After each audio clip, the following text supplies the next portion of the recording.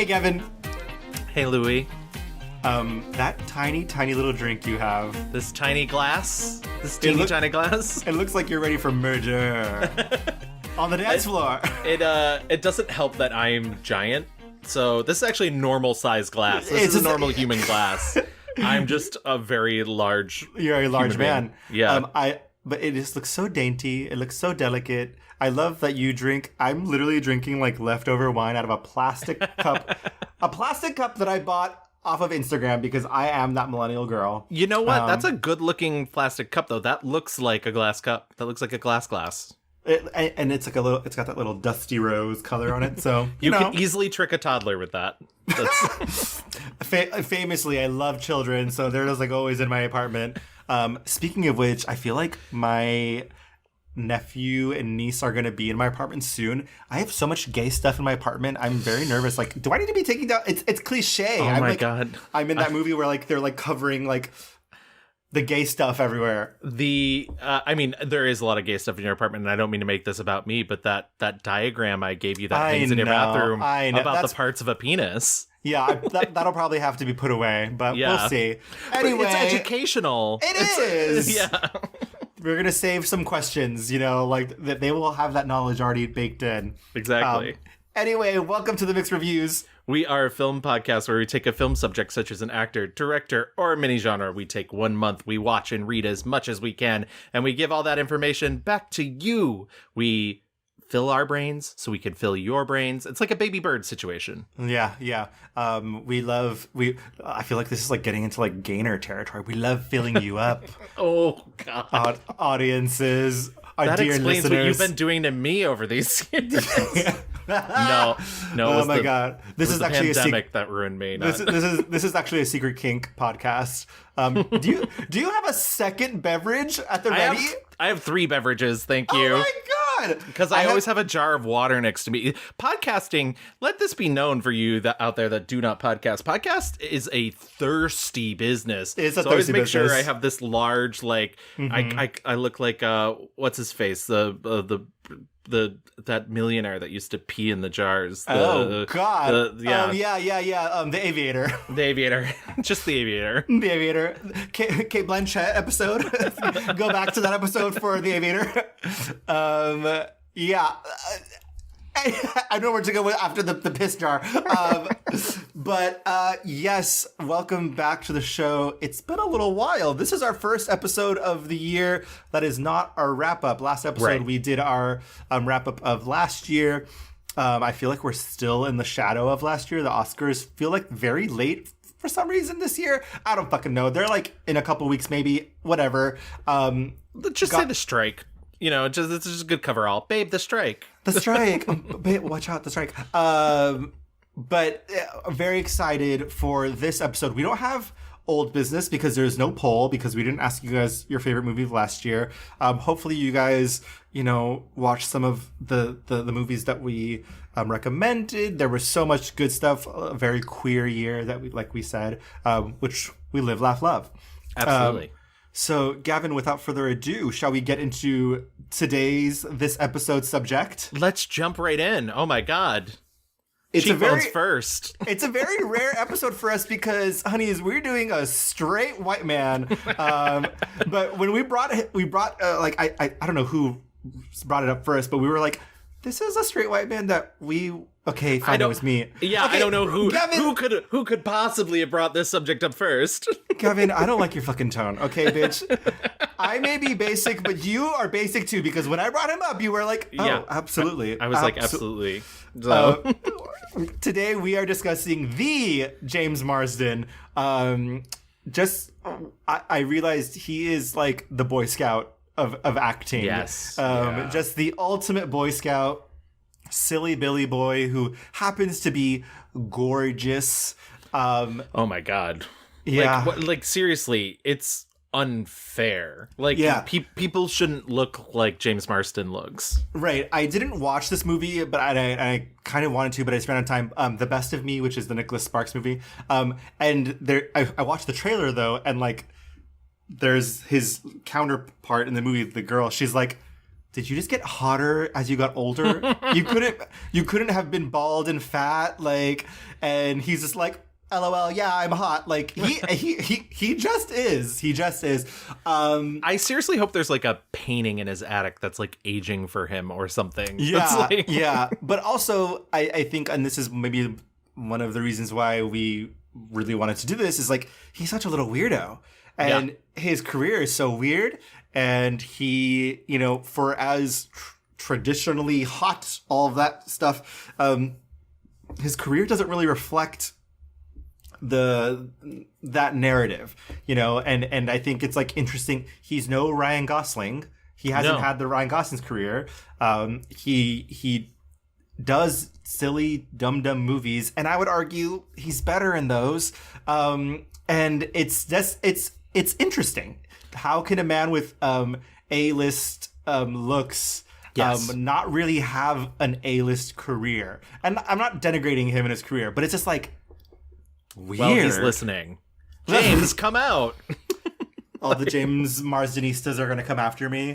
No, but I know what you're saying, because you know, midway through when we first started this and I started watching some of these movies, I was like, I kept getting, you know, Paul Rudd vibes, where I was like, oh, like he is beautiful and he's in all these things, but like, is any of it good? Is he just charming? And then midway through, it kind of switched for me, and I was like, oh, wait, like, he is good. And like, maybe the difference between him and Paul Rudd, sorry, Paul Rudd, and that episode was a year ago, so I don't mean to reference it, but like, he always shows up. Like, he's always, so no matter how bad the project, and let me tell you, some of these are really, I subjected myself to some really bad movies. So he's just such an interesting case, because I do think he is.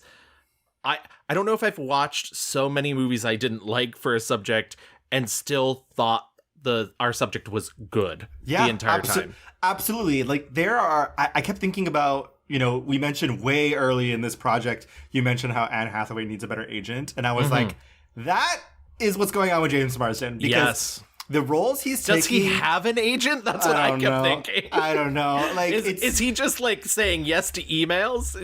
Does he pick up every spam phone call? Like, what is... Yeah, because it's kind of bizarre. Like, there are so many movies that are just like...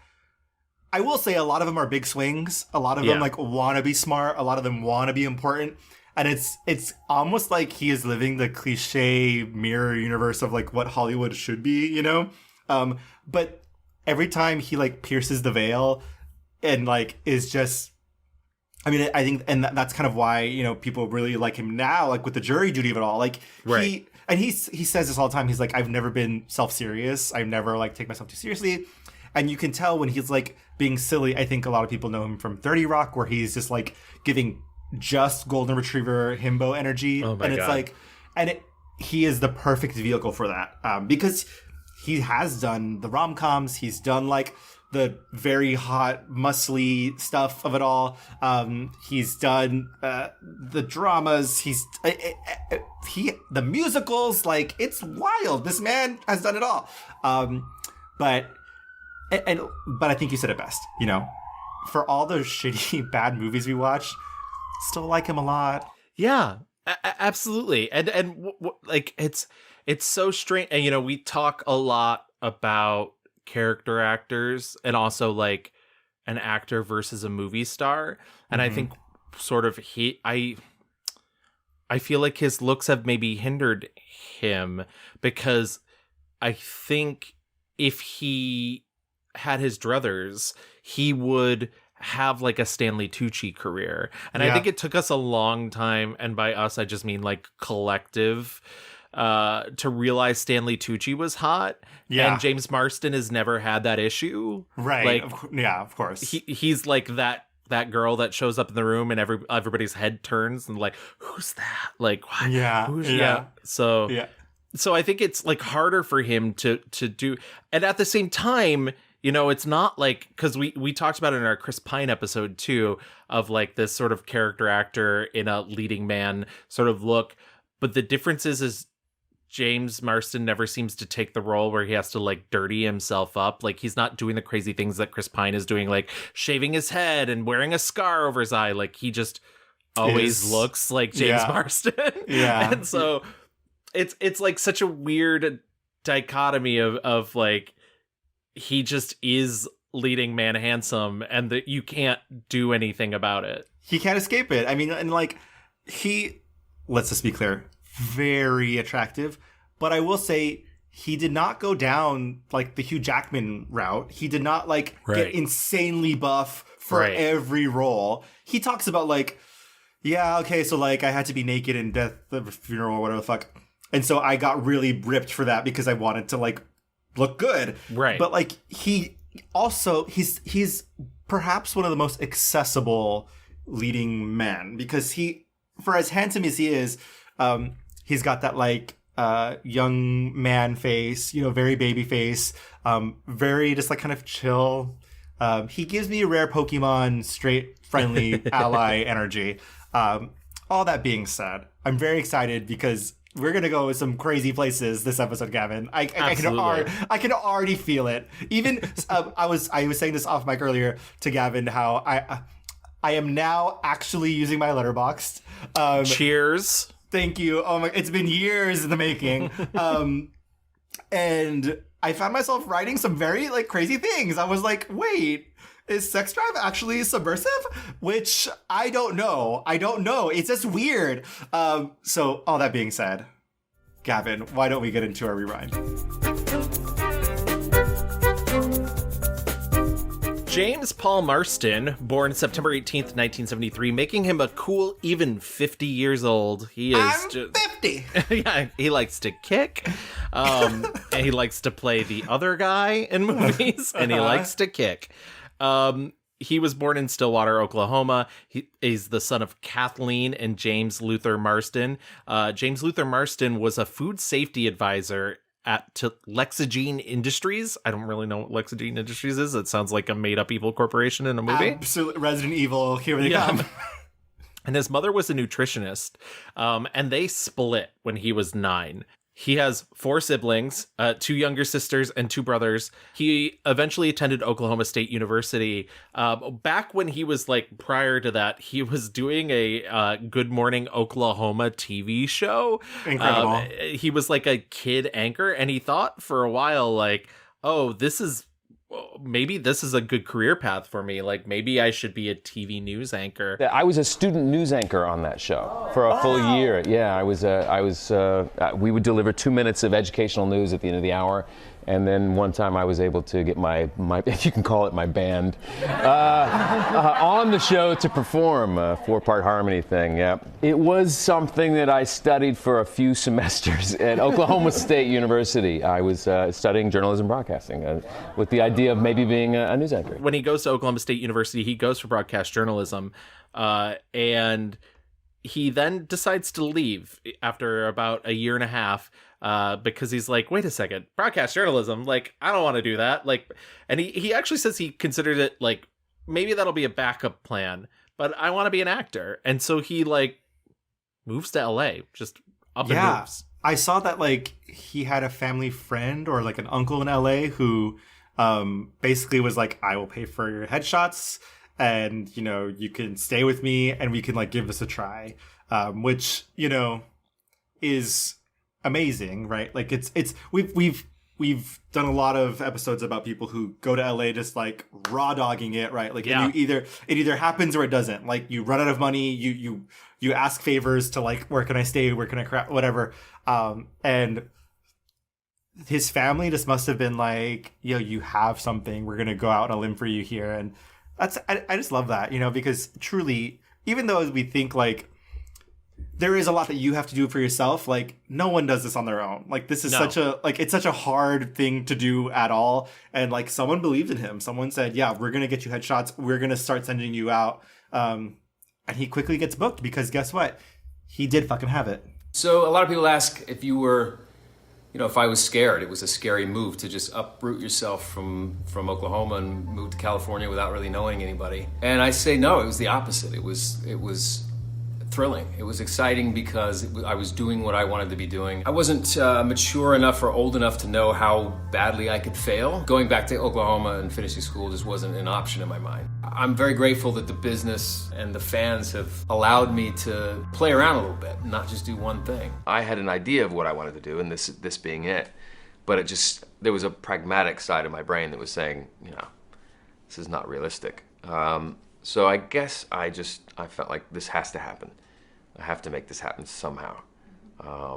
So I think a good mix of luck and a good mix of sort of being at the right place at the right time and that desire to feel like this is really where you could fit in and where your talents lie.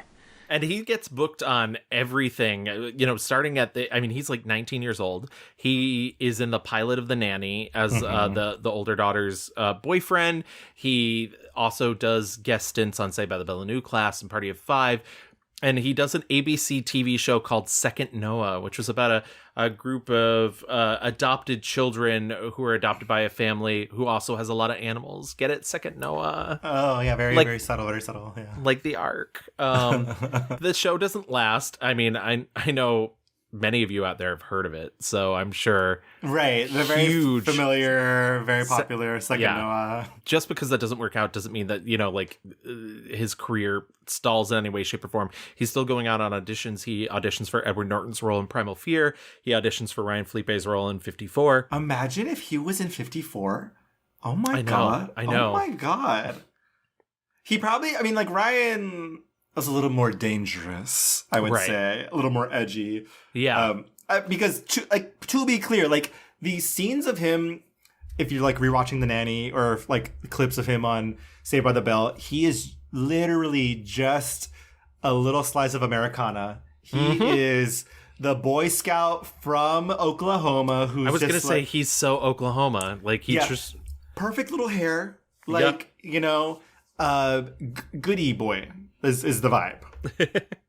But off of Second Noah, he does get cast in a film called Disturbing Behavior, which is a huge early breakout for him.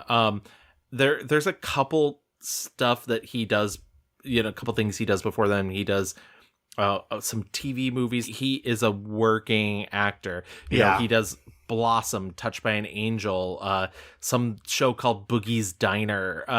He's in everything. He's just it's casting call of we need the hot straight everyman, and boom, there he is. Absolutely. But Disturbing Behavior becomes this sort of big break for him.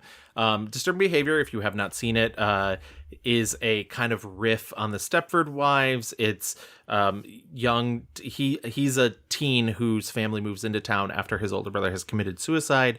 And turns out that the town doctor is brainwashing kids and make them into perfect teens. But every now and then they short circuit and they kill. And Katie Holmes is there. Katie Holmes, she's there. She's certainly there. And Nick Stahl is there acting. Yes. Bruce Greenwood is there acting. Katie Holmes is there participating. She said, "I'm on Dawson's Creek. I would like a movie, please." Exactly. I want to get this out of the way. Disturbing Behavior, not a good movie. No. I have a really special soft spot for it. This is one of the few Gavin's origin stories that I don't talk about that much. My first couple paychecks when I first got a job when I was 14 was to pay. I was a paper boy for 2 years before then, but I used my first 2 paychecks to buy a DVD player, and I was like, I'm gonna buy all these DVDs. I really want to. And I remember buying Disturbing Behavior. And there's a director's commentary on it. And the director, David Nutter, starts the commentary. First of all, if you remove a director from a film studio, don't let them do a commentary. That's cool. I can't believe that you said that he has the commentary. Because famously, big battle over this movie. Yeah. And so he basically starts the commentary with, "Welcome to my butchered film, the film they took away from me." He's like, the studio decided that teens didn't want to see adults talk, so they took the plot out of the film. And he's like, there's deleted scenes on this DVD if you want to see the plot of the movie, but this film does not represent my vision. Jesus. And so I did watch the deleted scenes, and listen, I think it was the first time my brain, I'm an editor by trade, for those of you who are listening for the first time. I think it's the first time that my brain realized, like, oh, like, movies can absolutely be ruined in edit. And like, I know that's such a simple thought process, but I think people don't think about the construction of films when they're watching them. And you can, when you watch Discerning Behavior, you can tell that it's been butchered. Yeah. Like, there's lots missing. The ending also is like such a donkey tail tacked on for no reason. You can tell, I mean, like, there is a smart movie in here, but what they have presented to us is not it. Right. And so what they teach you as editors, I think, like, very early on, is they kind of teach you, like, a movie can certainly be made in edit, and a movie can certainly be found in edit. But those aren't always the case. And those are kind of rare, but a movie can almost always be ruined in the edit process. And I really credit this movie with being why I'm interested in editing, why I got into editing. And so I think about Disturbed Behavior probably a lot more than most other people. But once again, do not think it's a good movie. I just have a soft spot for it. I will say, after watching it, I kept thinking about, like, when was this? This was 1998, very late 90s, right before 9/11. Yeah. And I kept thinking, like, this movie probably wouldn't have been made after 9/11 because it is... I'm shocked that it was made post-Columbine. Yeah, because, I mean, the whole vibe is that kids are bad, and we need to protect them and make sure they are on the course. And there's the whole, like, you see, basically they, like, put these little fucking, they open their eyes and, like, show them a bunch of shit, right? To brainwash them. But also, like, put in, like, I've tried to figure this out. Like, there's how something it works, but the imagery that they show them is very, like, Christian nationalist shit. Yes. Like, it's very patriotic. It's very, and I just kept thinking, like, in 5 years, like, this is the whole American vibe, And this movie is critiquing about, like, freedom of speech, freedom of expression, dissent. And I was like, so even though it's not a good movie, like, there is this nugget of, like, fight the power, like, anarchy. So, like, it is a very interesting time capsule of precise pre 9/11 vibes, right? I guess. And I will say, he gets a couple good scenes to, like, prove himself. But I think the best scene, and he's great in it, is when he tells Katie Holmes about his brother's suicide. I had a brother. Sorry. His name was Alan. He was a couple years older than me. If he would have made it through his teens, he would have been something amazing. But he was always in pain. In 8 months to the day he shot himself, Dad said we were moving to Cradle Bay. Where everything was gonna be all right.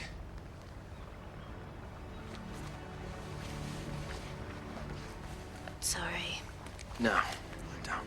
He's not perfect, but he is, like, acting in a way that, like, I was like, oh, he's good. Like, so it's an interesting curio if you've got time. He has 2 movies come out in the year 2000: Gossip and X-Men.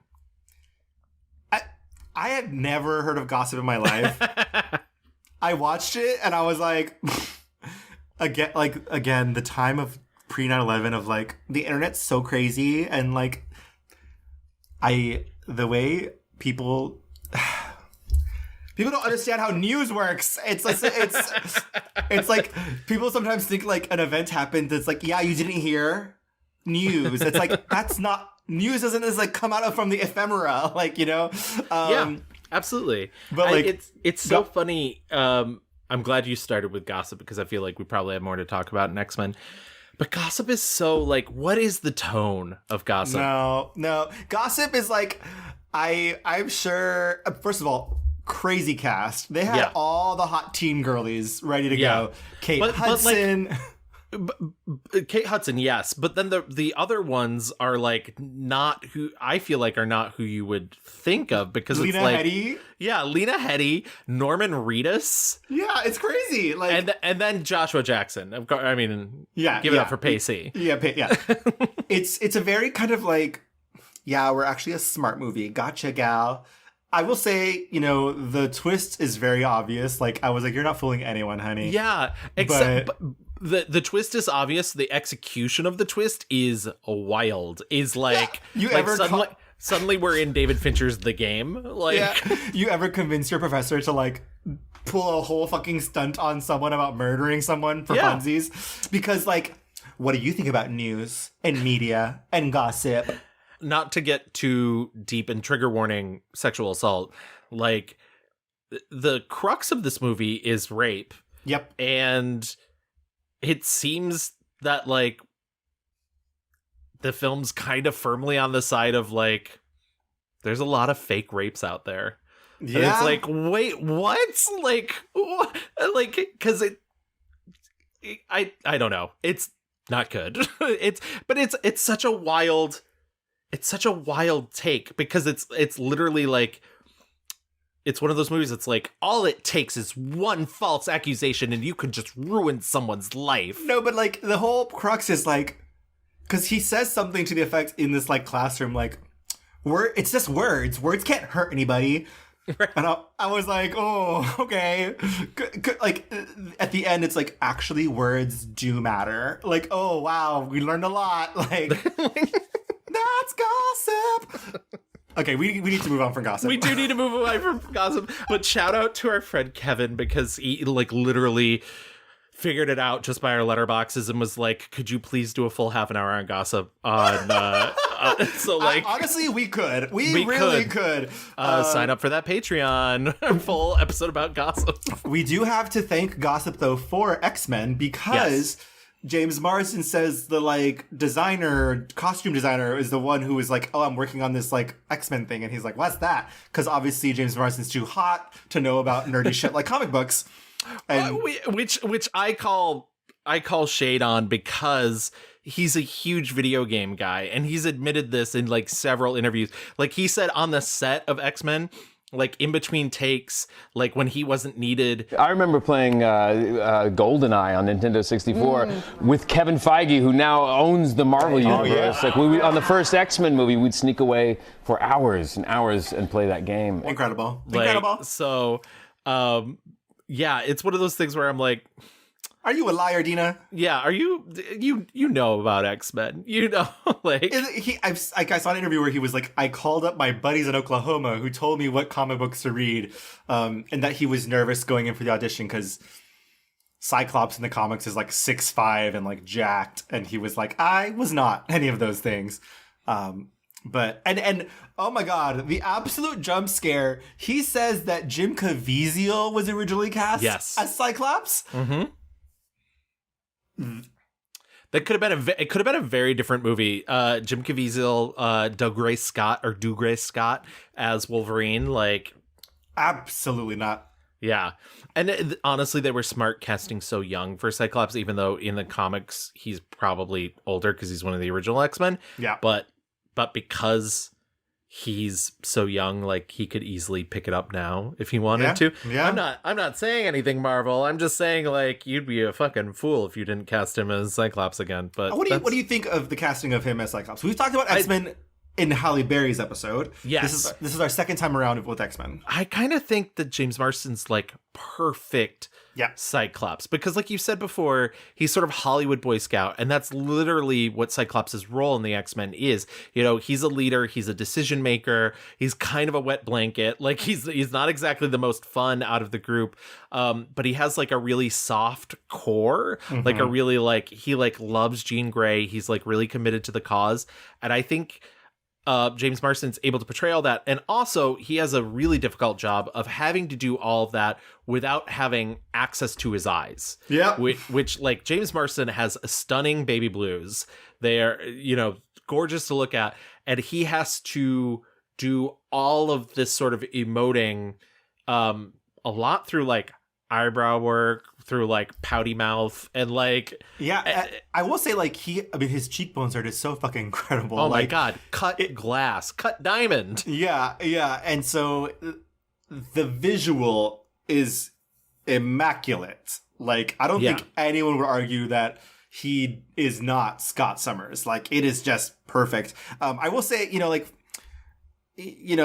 everyone has different opinions about the X-Men movies, and like they certainly like X2 was amazing, X3 is horrendous, but Agreed. he does have like that really amazing scene. It's like, how do we know it's you? And like Wolverine gives him the finger. Like he's like, okay, yeah, that's it. Like he's like, you're a dick, and he's like, I think that chemistry comes through with, and it. Listen, we mentioned it on a Halle Berry episode. Those X-Men movies are really Wolverine and the X-Men. If you're not Wolverine, you're Rogue, and if you're not Rogue, you're everybody else. Yeah, and he said that. He said like this was the Hugh Jackman show, and we were just along for the ride.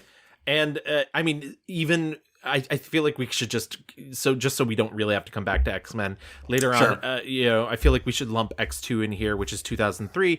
I think nothing could be more clear about that than the fact that like them not knowing what to do with Cyclops, they just make him a mindless villain for most of X2, which is really unfortunate. But it does give us that really great moment with him and Jean after he like comes to and he like cradles her and she's like, something's wrong.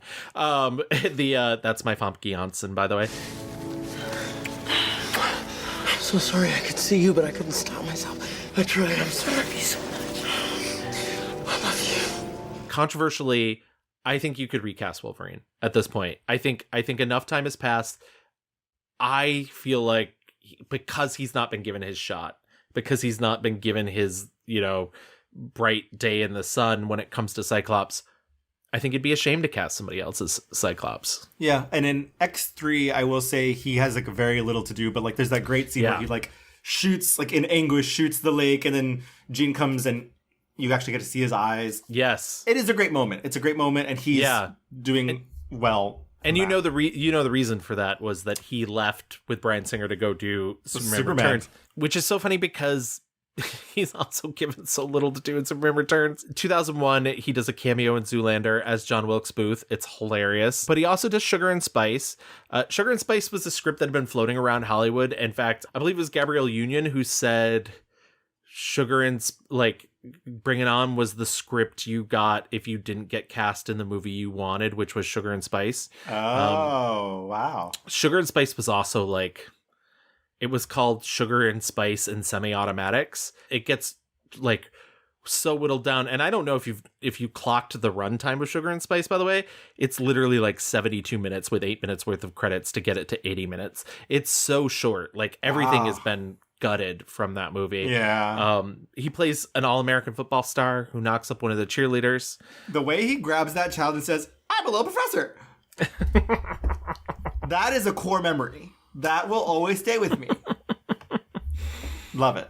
Love that movie, even for being like cutted and gutted, like camp mama. Not my favorite, but he's very good. Like he's very big dumb idiot in that. Yeah, which is informative of what's to come, because he is so good in that space. Hey, Di, if we have a girl, we should dress her like Little Debbie.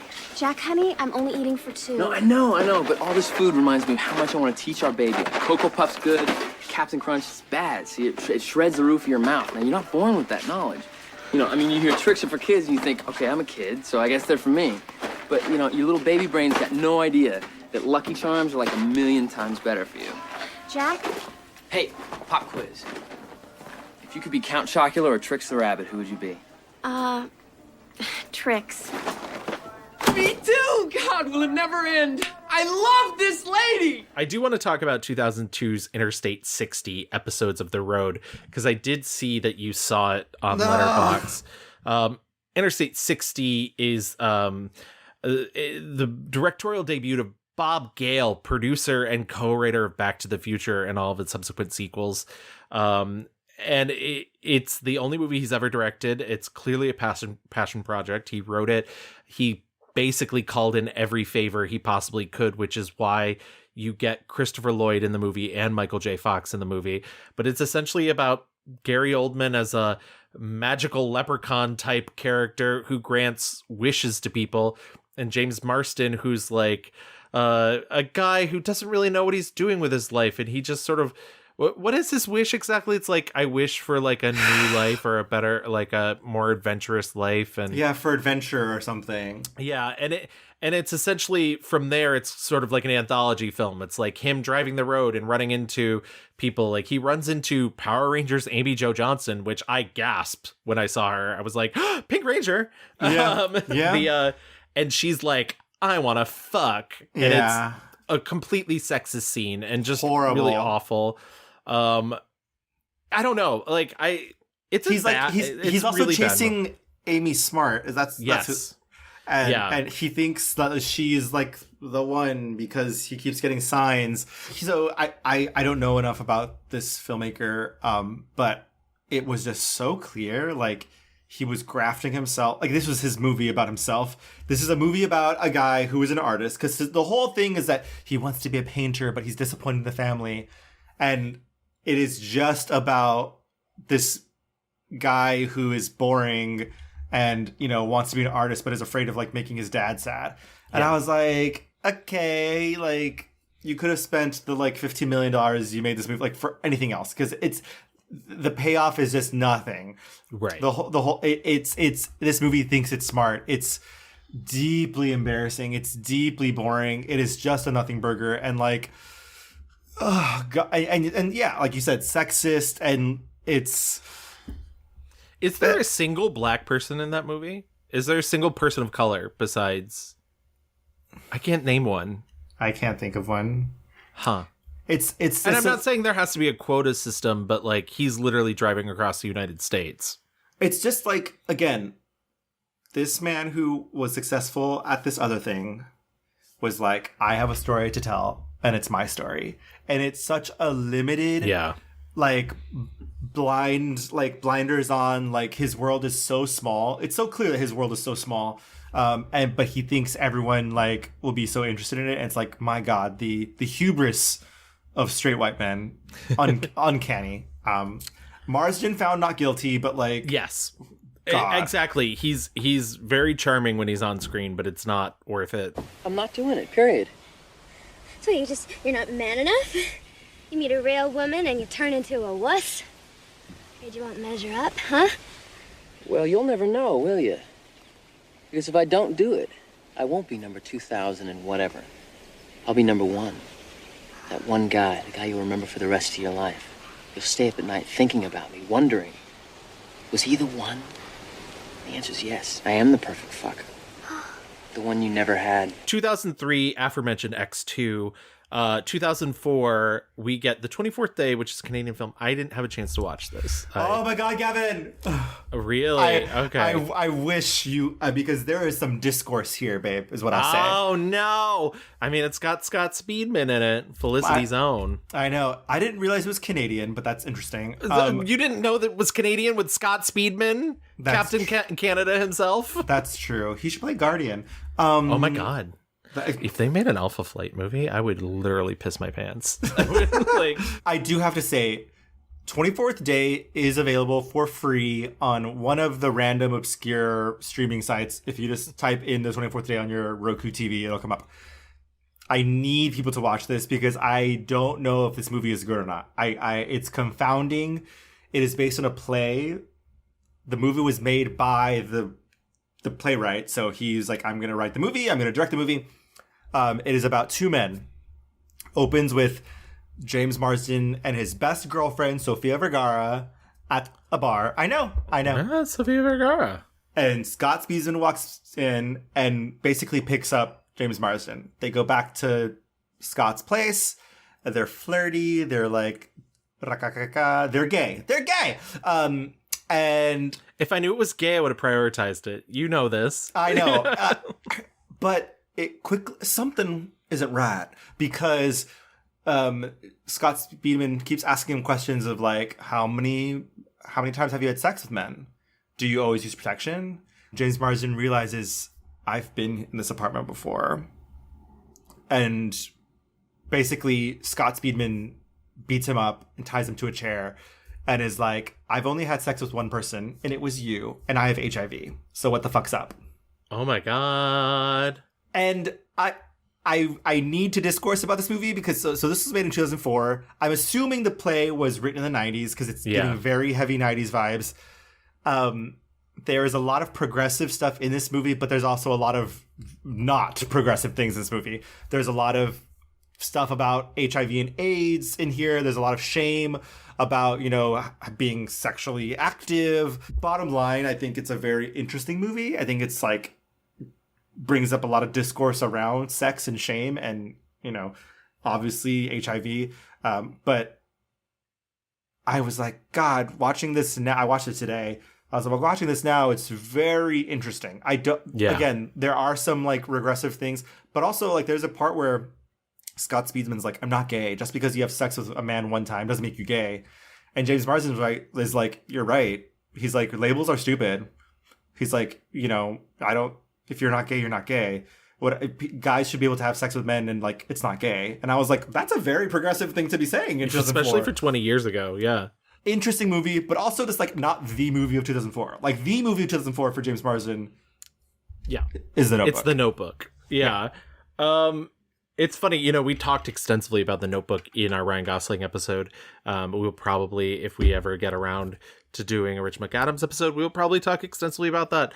I think the most interesting thing about The Notebook when it comes to James Marsden is he's playing the other guy, and the other guy doesn't really suck that much. Yep. Like, he could be worse. Yeah. Like, he's not like abusing her. He's not like an asshole. And in the end, he's kind of like, if you really love this guy and you don't love me, like, bye. Like, and it's the Cyclops of it all. He's always the other guy. He's the other guy. He's and you know, I like his performance a lot in The Notebook. I don't love the movie.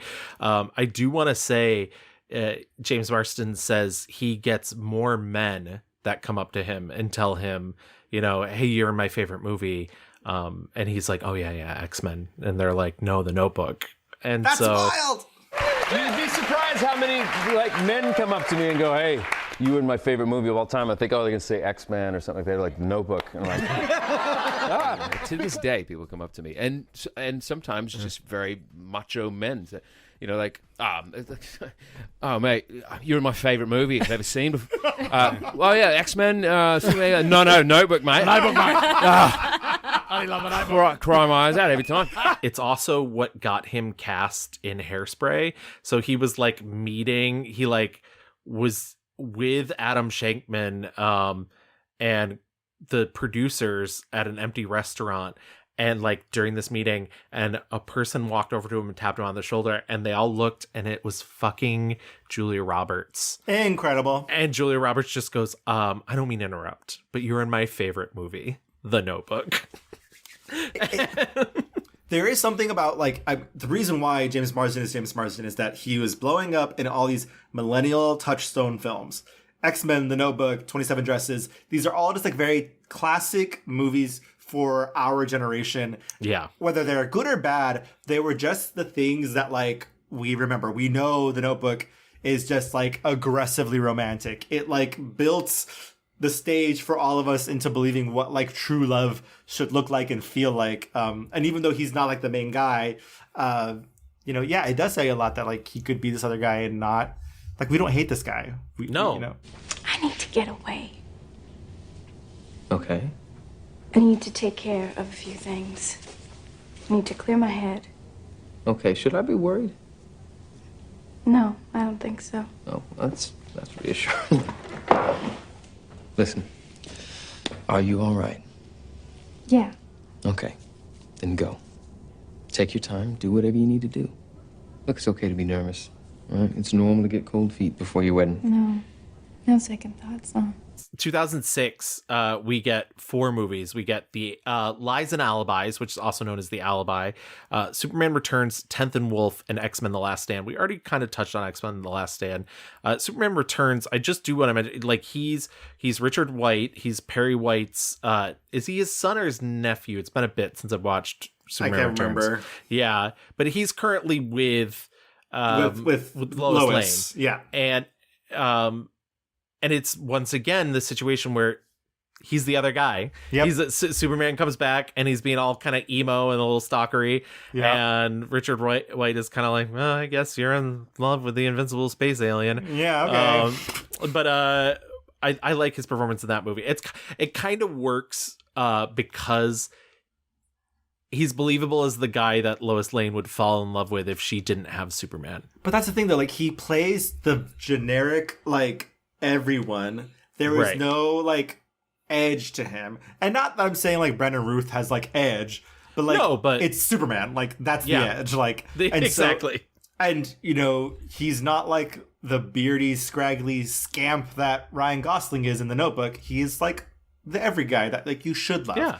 He's And- put together. Yeah. Lies and Alibis is a movie about people that create alibis for you if you're having an affair, starring Steve Coogan and Rebecca Romijn. I don't know if you saw Lies and Alibis. No.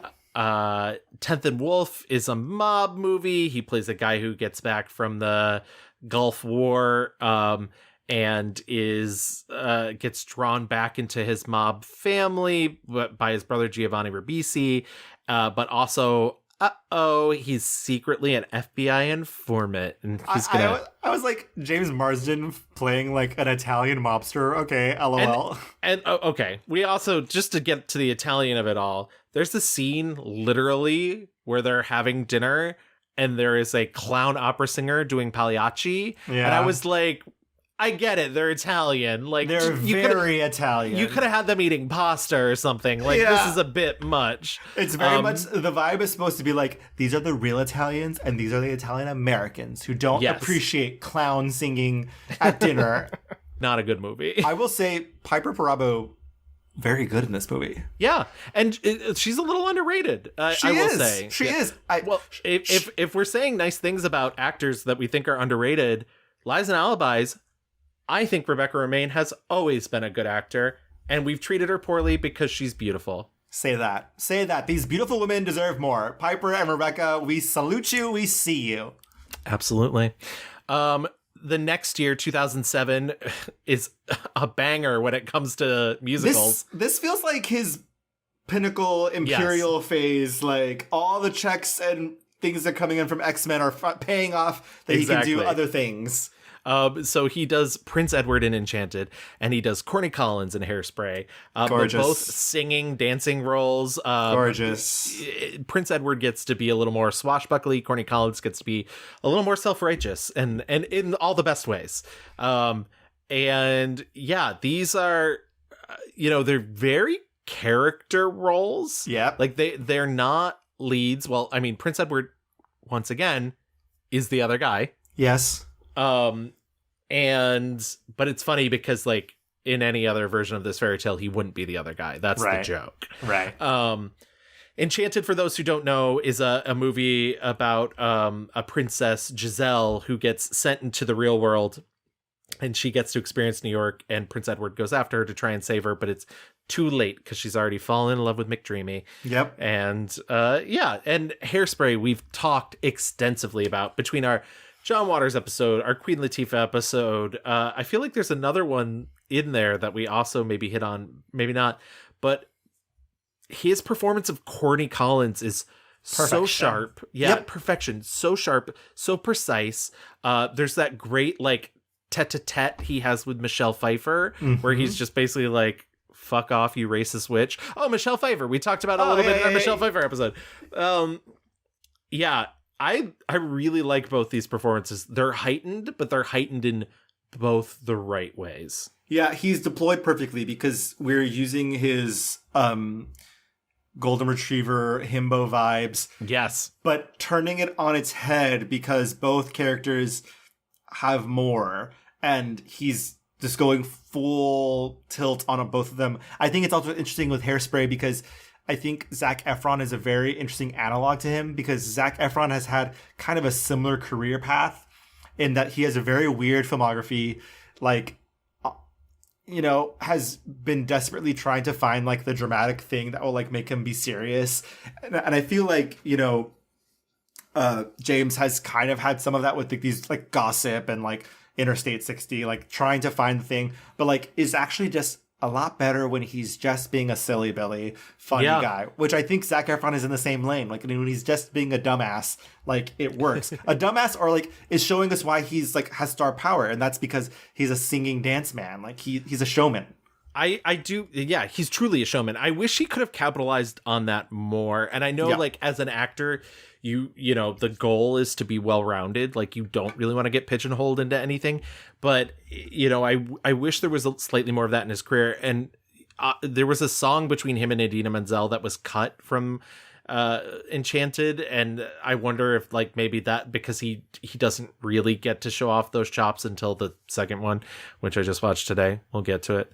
But I do like those feel like you said, it's like the pinnacle, and they should have launched, and like it just doesn't. I mean, it kind of falls off. Yeah, the next year, 2008, you get 27 Dresses and Sex Drive, both comedies. Sex Drive, much raunchier comedy, teen sex comedy. And 27 Dresses, romantic comedy with Katherine Heigl. I don't have a ton to say about either of these other than like his, if you've seen Jury Duty, Sex Drive gets brought up a lot. And he just plays kind of a homophobic brother. And, you know, the like twist, spoiler alert, at the end is that like he's actually gay. Yeah, he's gay. And like listen, I just want to say, like, it's such a trope that the homophobe turns out to be gay. As a queer person, we don't want him. You can don't like. I will say so. 27 Dresses feels like the tail end of like the Pinnacle era because people fucking love that movie. It's very, you know, he says that's one of the movies that like he gets constantly like people remember him for. Yeah, it's a very nothing role kind of. He's just like rom-com lead with no personality. I do think Katherine Heigl is very good. I think obviously James Marsden is charming. We've got a lot of girlies who are surrounding them who are also very good. Malin Ackerman, who's going to be hosting Eurovision this year. Are you fucking kidding me? No, I am not. Speaking of beautiful women who deserve more. Yes, I love Malin Ackerman. She's so good. All I have to say, this is kind of like the tail end of his Imperial phase. What's the other movie that year? Oh, Sex Drive. Sex Drive, yeah. Which I also was just like, these movies where it's like virgin tries to get laid, that's the genre of movie that was popular at the time. But it wasn't. That's the thing. Like, this is the tail end of that. Right. Like, American Pie hadn't been popular for a while when this movie came out. But it's the movie I had forgotten a lot about this movie. The best friend who is the guy who's kind of like a scumbag, like I was like, oh, he's kind of like a schlubby nerd guy, but like the whole film is about how he gets laid all the time. Right. And I was like, this is subverting this genre in a way, even though it is completely homophobic. Yes. And there's a lot of like, there's a lot of gay panic in a lot of these movies. I was a little shocked at how easily the like F slur was thrown around in Sugar and Spice and whatnot. And like, I don't know what has happened to me. I don't know if like the serpent has come back around where I'm like, actually, Sex Drive. But I you know what? Listen, for all I'm denigrating it, I like Sex Drive a lot more than I'm letting on. I've seen Sex Drive more than I think I should admit. Too. Yeah. Like I do think it is a funny movie and there's stuff I really like in it. And also I think at the time the idea of James Marsden being gay was like really hot to me. So like 100%. Also, it's worth mentioning he goes for broke in this. Yes. He is crazy town. The way he beats up that garage door is fucking nuts. It is unfortunately a lot of fun. And guess what? Fall Out Boy has a cameo. So like they got me, gal. I was gonna say the soundtrack is definitely very Louis. Drag me. There's a like unrated cut. And what's really funny is the director has like a thing where he like comes out at the beginning is like, don't watch this version of the movie if you've not seen the original movie, because it's not really a movie. And it has like, it doesn't just have extended takes in it. It has like multiple takes of the same thing, like characters cracking each other up and everything. And it's another thing where like I watched it even though I was already an editor when this came out, and was like realizing like, oh, this is really funny because this is a peek behind the curtain to like see like how movies are made and like how painful it can sometimes be. You can have 20 great jokes, and you just got to pick the one that like serves the best interest of the film. Hey, what do you like better, the shaft or the balls? It's gross. You like them both, don't you? It's like sometimes like Tuesdays you want the big old fucking shiny ass cock, and Wednesdays and Thursdays you're onto the balls. I don't know why you're talking about it. You can't choose, can you? That's a tough one. You love it. You're obsessed with it. No, you are. You keep talking about it. Why are you smiling at me? I'm serious. Fucking smile at me. I'll knock you out of this goddamn earth. Interesting. Sex Drive. You know what? Revisit it. Yeah. Or don't. We're not your masters. 2009, The Box. Boo. Boo. We talked about this. Yeah. Just go listen to our Cameron Diaz episode. You'll be fine. 2010, Death at a Funeral, the American remake of the British film because Americans can't stand a foreign language. British. Yeah, I was going to say, please laugh at that joke, Louis. That's We talked about this. Yeah, he's playing the role. We talked about this in a Chris Rock episode.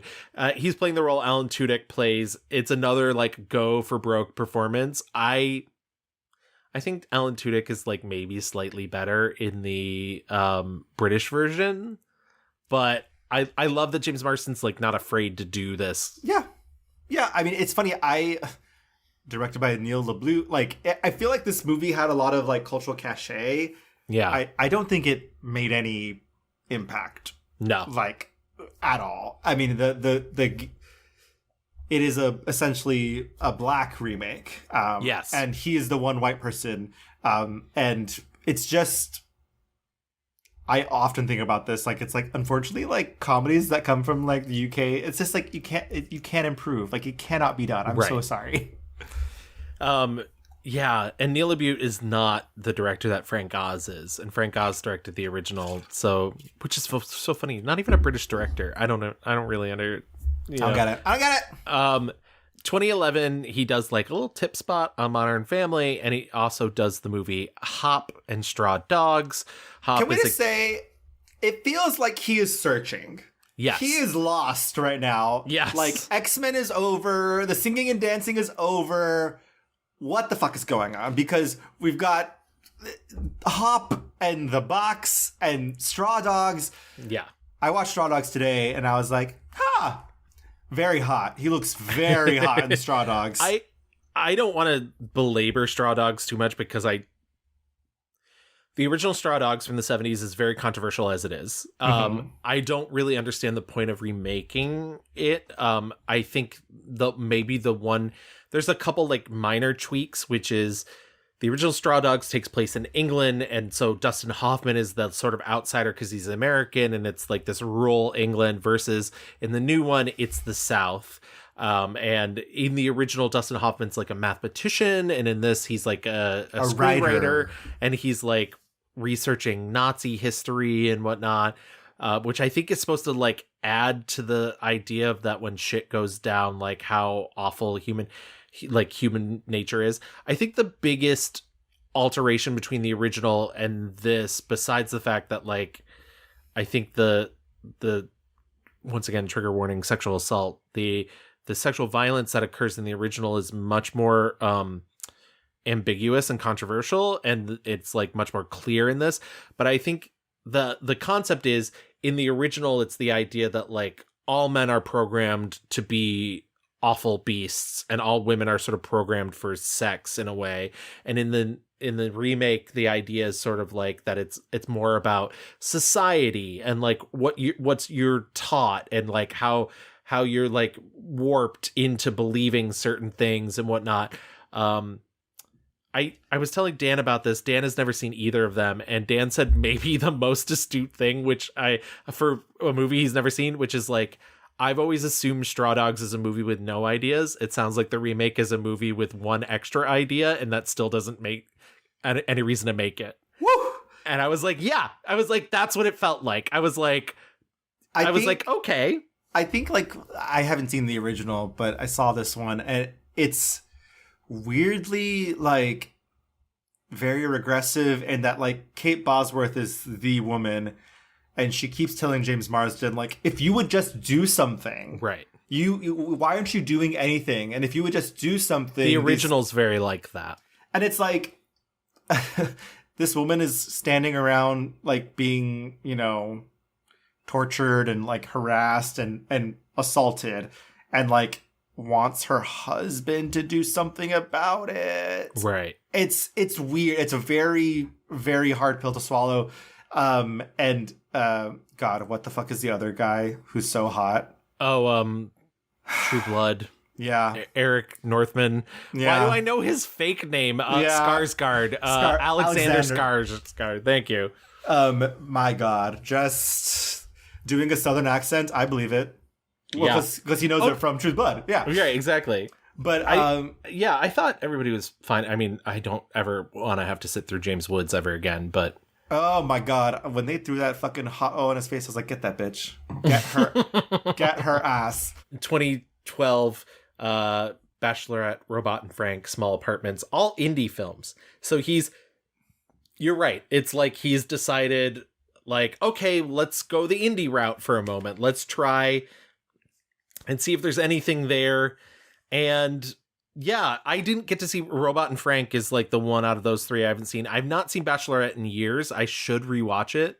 Throwback to our first episode. Right. Kirsten Dunst. I know you're a big fan. I didn't watch it because I know he's a love interest, and I feel like it would be sort of a disservice to any of the women that are in that movie if I watched it for James Marsden. I know that sounds weird, but like... No, yeah, I rewatched it like randomly. I wasn't planning on it, but I was like, wait, I know I love this movie. Why not?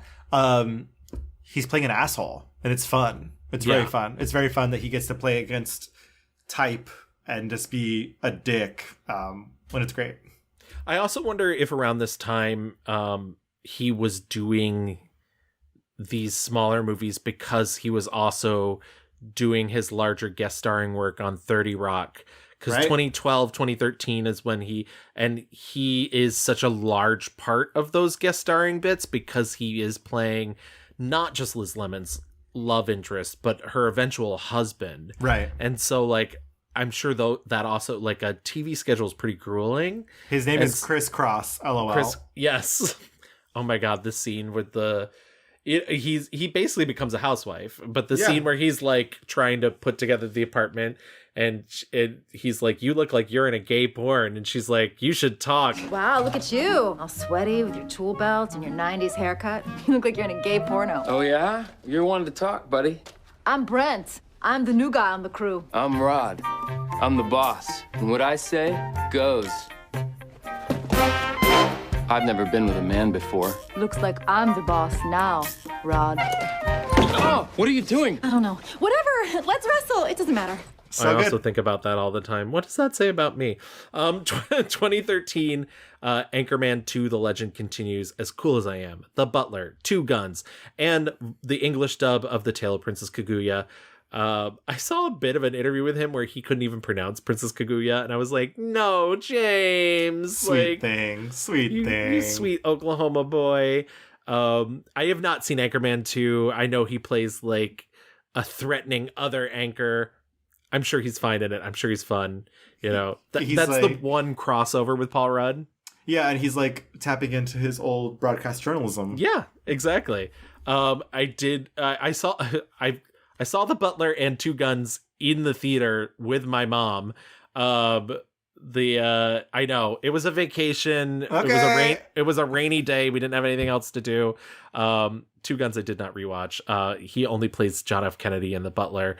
So I feel like the one that maybe you might want to talk about is As Cool as I Am, because I know you saw it, which is an indie film where he plays he's the husband to Claire Danes, and they have a 14-year-old daughter played convincingly by a 24-year-old.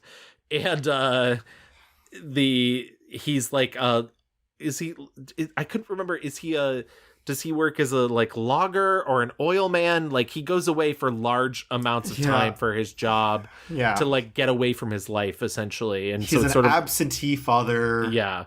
The whole vibe is that like Claire Danes has to lie to him. Yes. Oh, well, yeah, you're right. To work because he doesn't want her to work because women, which is wild.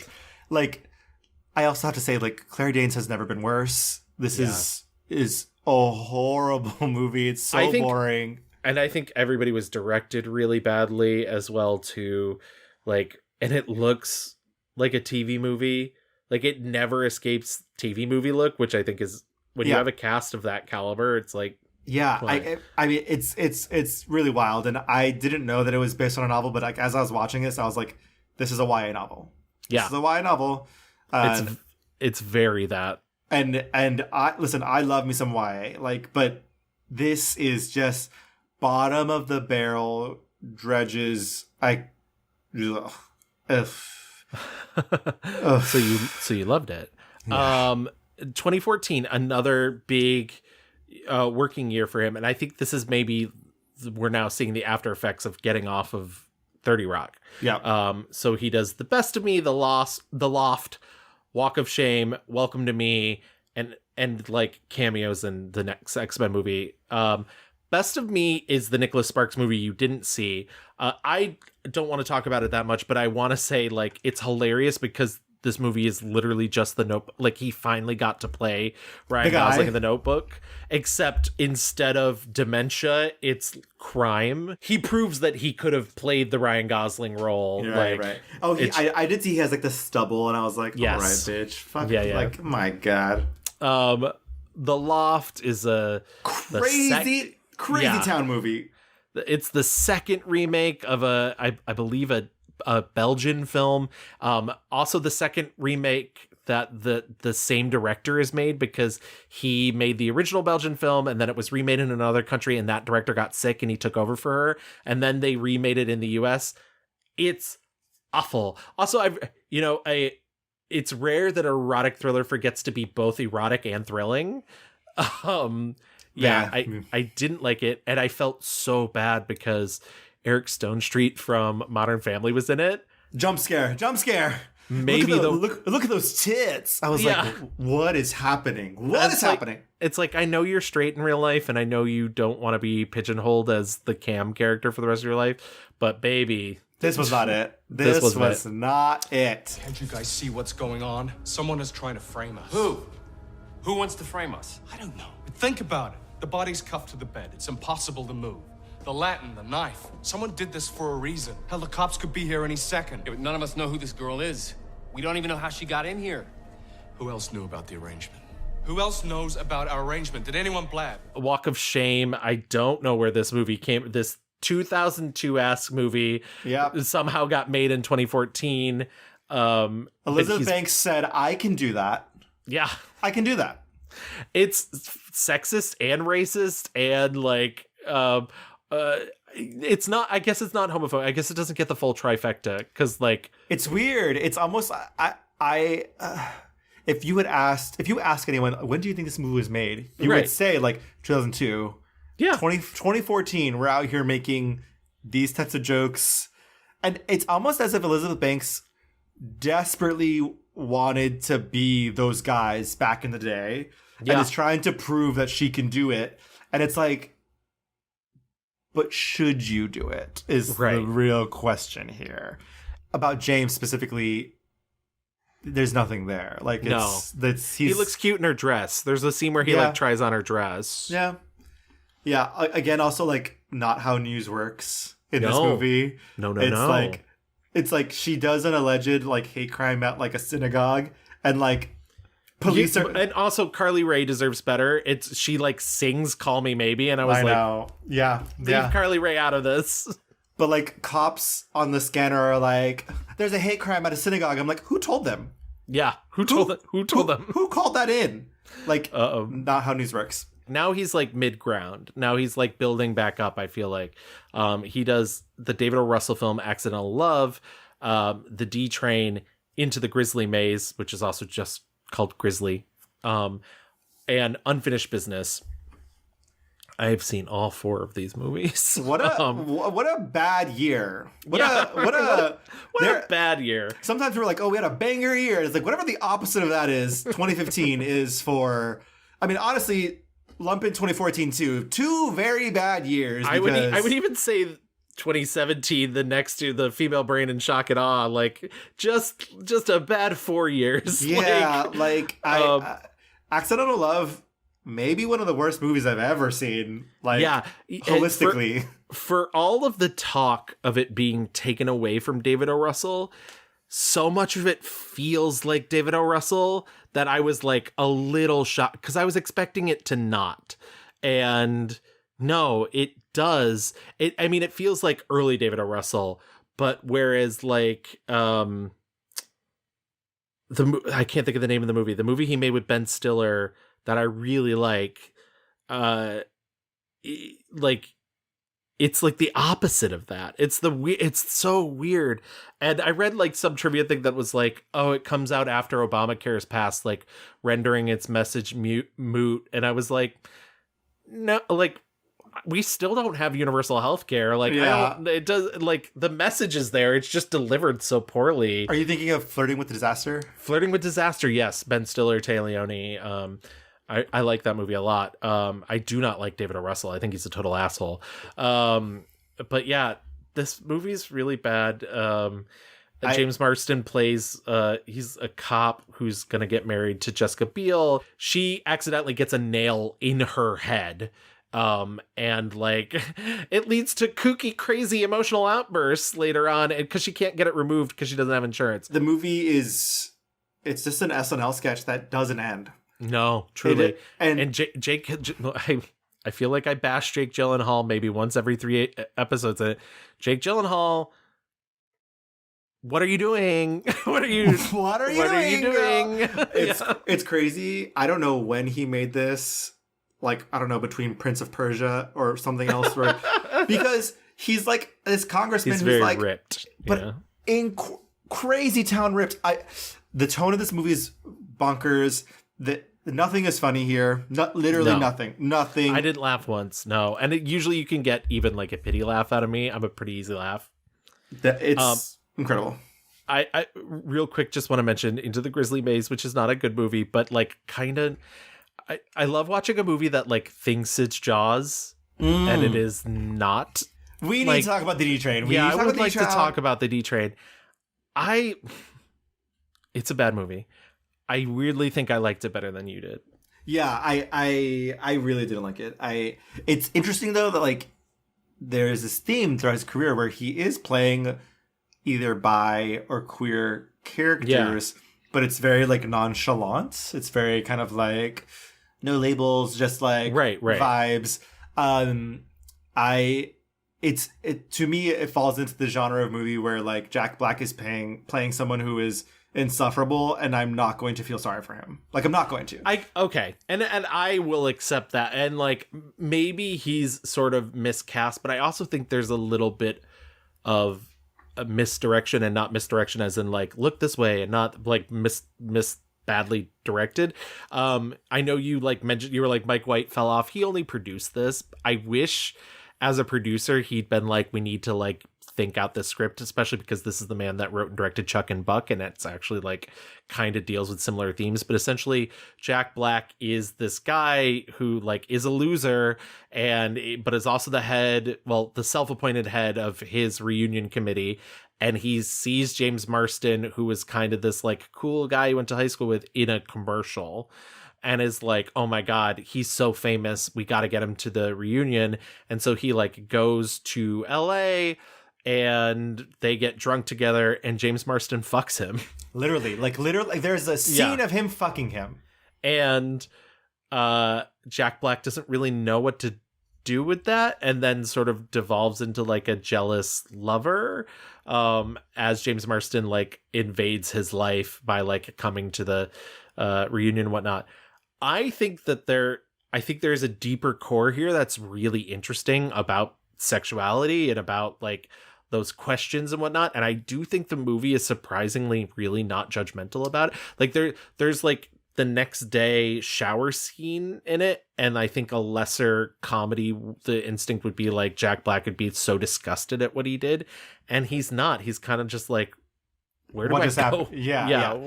I will say, like, it does walk that line of, like, it's not, no one is, even when the big secret comes out that he fucked him, no one is, like, giving him shit about it. It's just kind of like, you're the fucking craziest liar I've ever met. Okay. What do you want to talk about, Dad? You know what I want to talk about? Yeah? What do you want to hear? Huh? You want to hear that I want to be with you? What? Oliver, wait, why did the music stop? Did that do it for you, Dan? You tell me. You want to hear that I can't stop thinking about when we fucked? No, outside. That I'm rock hard right now just thinking about it? How's that? Oh, Dan, I can't wait to get my dick back in your mouth. I'm so dying to make you come since you didn't last time. How's that? Maybe that's what you're looking for. Oliver. No. Let's fucking talk, man. You wanted to do this? Let's talk. Let's get some closure. How do we end this? How's this? It meant nothing to me. You weren't even a blip on my fucking radar. I just wish that any of that could have been deeper, and I think there's like an ending monologue to the movie that ruins the entire fucking film. Like, just really is like an affront to everything you've just watched. And I learned to love myself. The end. By being a total fucking asshole. Like, it's the weirdest, because it's like an anti-moral in a way, and I don't. It's the whole thing about him being a loser is that, like, he's not being honest. He's not telling people what he wants, what he needs. He's trying to flex for his wife. Also, my God, he's a big fucking loser, but he has Catherine Hahn as a wife, and like he's married to Catherine Hahn, and like a middle-aged child. It's like it's so hard for me to be like, poor guy. Like, even his boss, who he's lied to the entire time, is like, you could have gone over the weekend. You didn't have to drag. You didn't have to drag me into any of this. And it's like the subplot that his son is like gonna have a threesome, and it's gonna be like more sexual experience than he's ever had, is a really weird subplot. But there's a really good moment towards the end where his son like is like, I know that you fucked James Marsden, like, and Jack Black like breaks down and cries. And if that moment had just lasted a beat longer before it tried to like hard pivot to humor, it could have been something, and it just doesn't. And I know there's no point in watching a movie and wishing it was something else, but I felt oddly connected to this film in a way that like I was like, I'm literally like I can fix him, daddy. Yeah. This movie. I wonder though, like, a lot of the fix would be just like not Jack Black. Yeah. Because I think Jack Black's energy is just too manic and brings it to a place where it's like, it's so hard to like want to like this guy, because there is like complicated weirdness, but like it just devolves into like something completely else. Like, Jack Black is in another fucking space-time continuum than this movie. Everyone else is a real human, and he's not. But we're again though, just like a weird fucking movie. Like, why is James here? Like, weird. The Female Brain in Shock and Awe in 2017. Saw both. Yeah. Shock and Awe feels like a movie where he was like, and now an Oscar. Yeah. Unfortunately, it's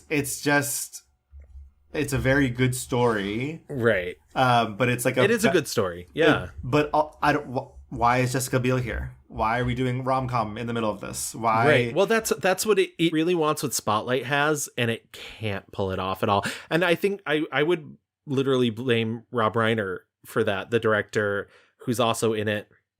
I just think that James Marsden was like a Rob Reiner political movie. Like, I'm in, but it feels like someone. Because it's based on a true story about how the reporters at Knight Ridder were the only ones who actually had the story about Iraq and 9/11 and Afghanistan and the invasion of Iraq, and like how it was like a big nothing burger.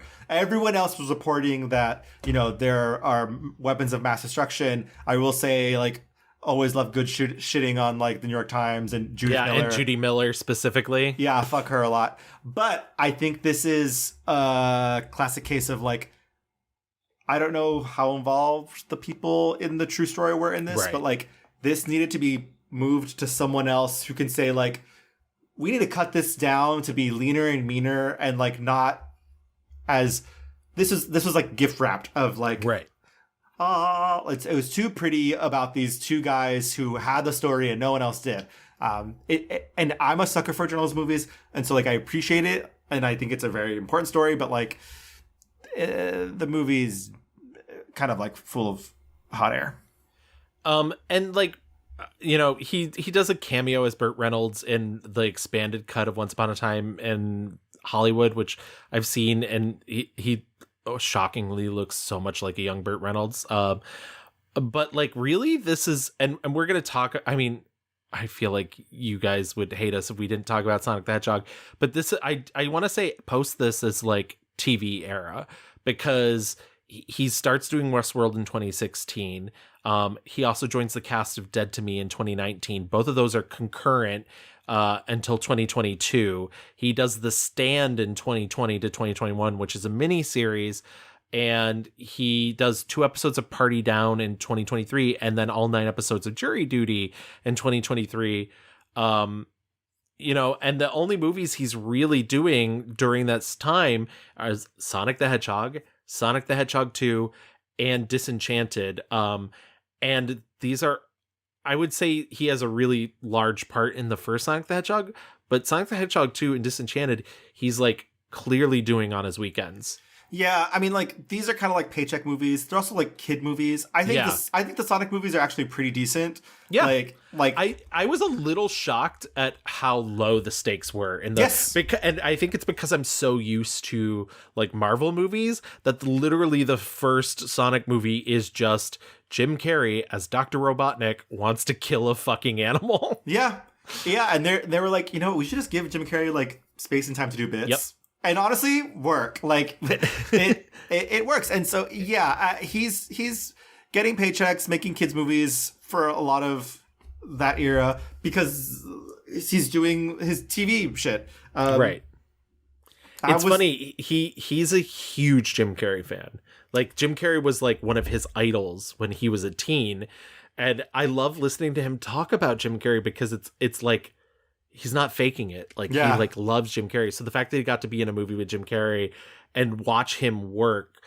And I think that like also kind of expanded my brain as to like, oh, that's who James Marsden like pictures himself. Like he even did one interview where he's like, I really wanted to show him my Fire Marshal Bill impersonation because I think it's pretty good. Incredible. But I just couldn't find a way to bring it up in conversation. Yeah. I mean, and like, you can like kind of see that when he's going for broke, he is kind of giving his Jim Carrey, like, you know, wannabe moment.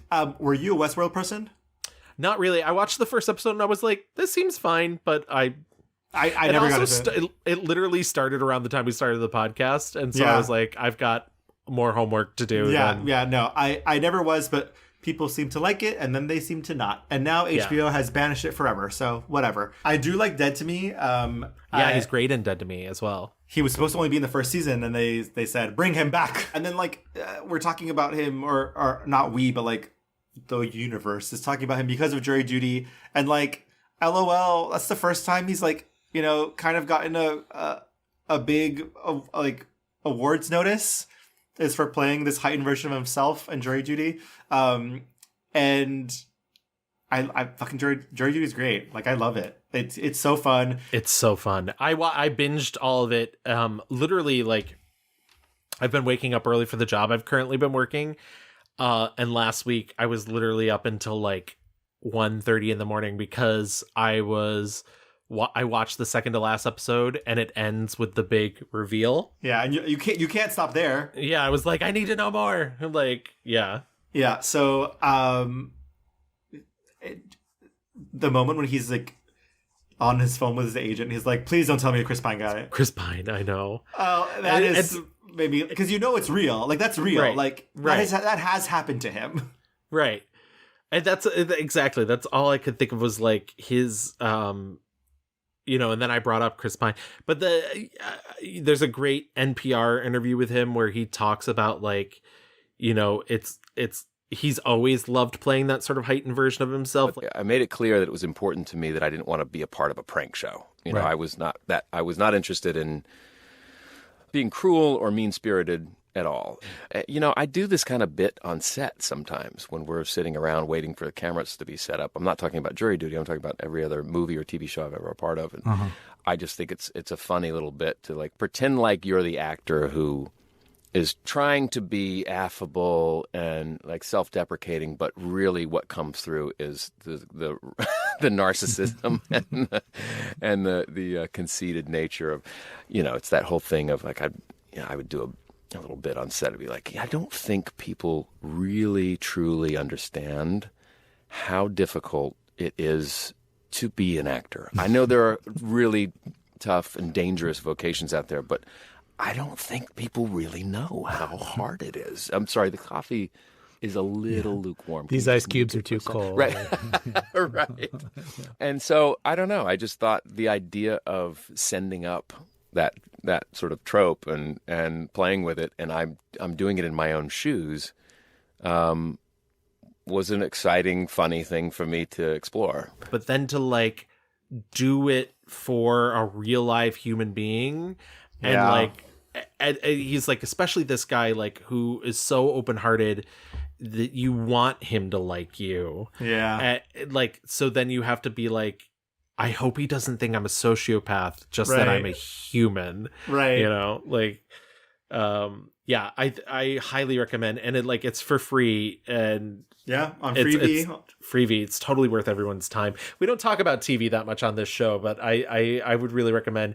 It's 8 episodes long, I think, altogether, and so good. He also does a lot of voice work over the years. He does the Henchman, My Little Pony, A New Generation, Paw Patrol, the Mighty movie. So he is definitely making the rounds. But just to give like a tiny touch into his personal life, there's not a lot of, he's not like a big tabloid guy. Like there's not a lot of information out there about him. He married Mary Elizabeth Lind, daughter of Dennis Lind, on July 22nd in the year 2000. They have 2 children, a son born in 2001 and a daughter born in 2005. And they divorced in 2011. He also has a son that was born in 2012 with model Rose Costa. I don't think they're married. I think they've just been together since then. Yeah. So like 3 kids by the age of 50. Like that's sort of like the model. The model life. He's got his 2.5 children. Exactly. But yeah, I think that sort of wraps up James Marsden. Why don't we get in our 1-star reviews to get those knocks in before we talk about the positive stuff? All right. You can go in a lot of different directions here because, like we said, there are a lot of if there are banger years, then there must be MASH years, and so these are, like we mentioned, the MASH years of like the early 2010s. I think I just have to give it to As Cool as I Am. I understand. It's a comedy drama. It is based off of a book of the same name. It's wants to be like indie, like weirdo, cookie bookie. There's this girly... Oh my god, the scene where they like walk around their neighborhood feeding the dogs is their like Easter tradition. Yeah. Sorry, go on. There's a girly who's like a tomboy, and like she has to take care of her mother because her mom, Claire Danes, is like, I don't know, lying to her dad, and she has a job, and also like she's very much like the vibe of like, she's not my mom, she's my friend, and like hates her for it. Who does she have an affair with? She has an affair with someone.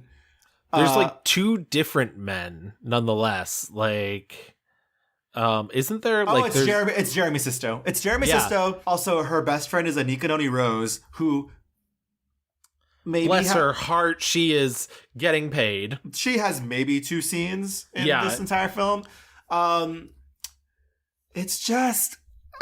Anytime James Marsden is on the scene, it's like, what do you mean mom's working? And like aggressively just aggressively like mean and angry and like heteronormative. You know, I just kept thinking like, again, the straights aren't okay.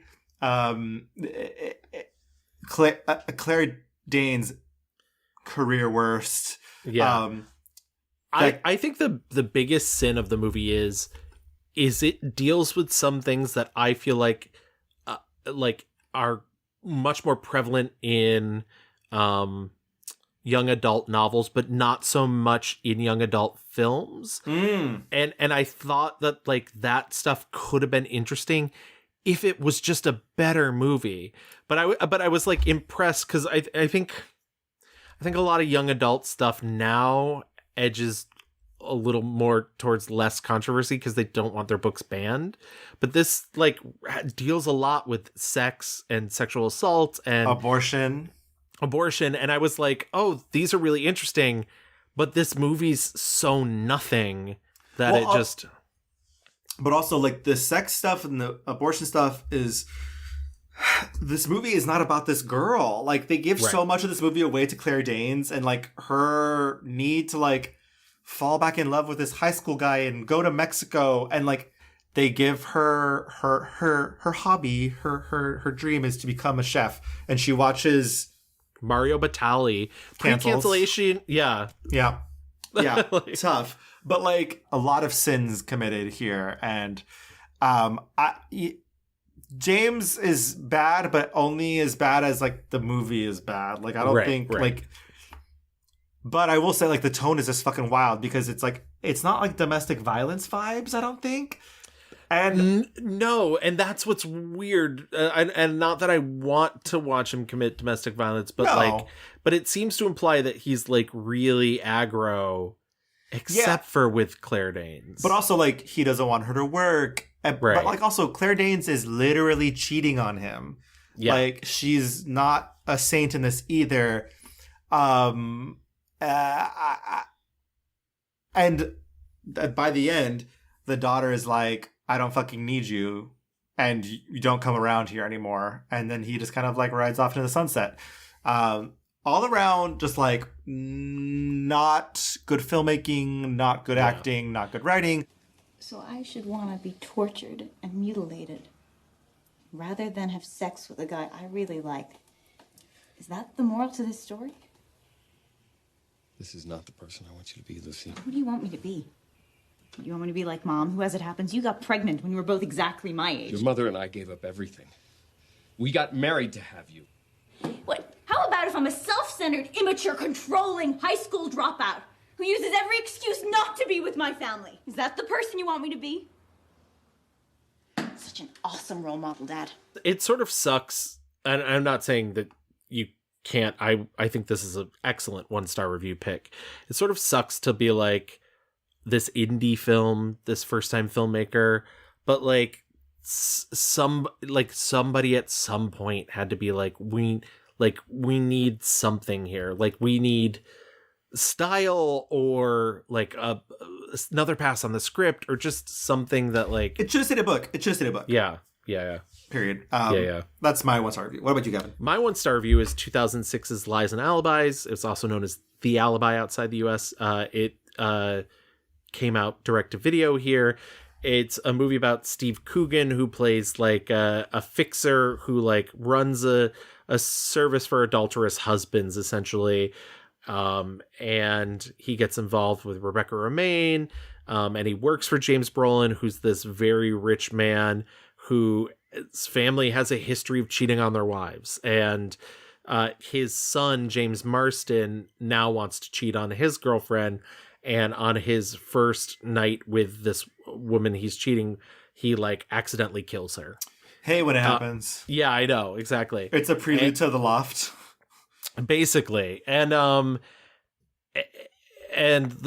whole movie, like it's so funny to find out that this movie was written by Noah Hawley, who created the Fargo TV show. Because this movie, very weird. This movie is very Coen Brothers light, like wants to be Coen Brothers. There's assassins, there's policemen, jealous ex-lovers. Like it's a huge cast. Sam Elliott's in it, Jamie King's in it. Debbie Mazar, Henry Rollins, Terry Crews in a smaller role. John Leguizamo has cornrows in it. And I was like, could we not? Selma Blair. It's like really complicated, and the movie really very much hinges on how charming you find Steve Coogan when he's not playing himself. And that answer is kind of, I don't. Yeah. But the reason I'm giving it my 1-star review specifically for James Marsden is this is a nothing role. Like this is the one time I was like, he didn't even show up. Like he's literally playing the bass of just like, I'm a guy who killed someone. Why can't you get me off? Like, why can't help me out, guy? She is a Mexican. No, she's a boyfriend who's a Mexican. Well, he is a Hispanic American, but he would fucking kill both of us if he knew. And the guy at the bed and breakfast saw me. I think he saw me. He was, this was all her idea, so I don't Shut up, Wendell. Did you have any idea? You killed a girl. I'm sorry, believe me. Fuck, you think I wanted this to happen? Look, the good thing is, it's your name on the hotel bill, right? Not mine. So technically, I wasn't even there. You're not gonna tell my dad, are you? Anybody could have played this role. James Marsden brings nothing special to it, no flavor.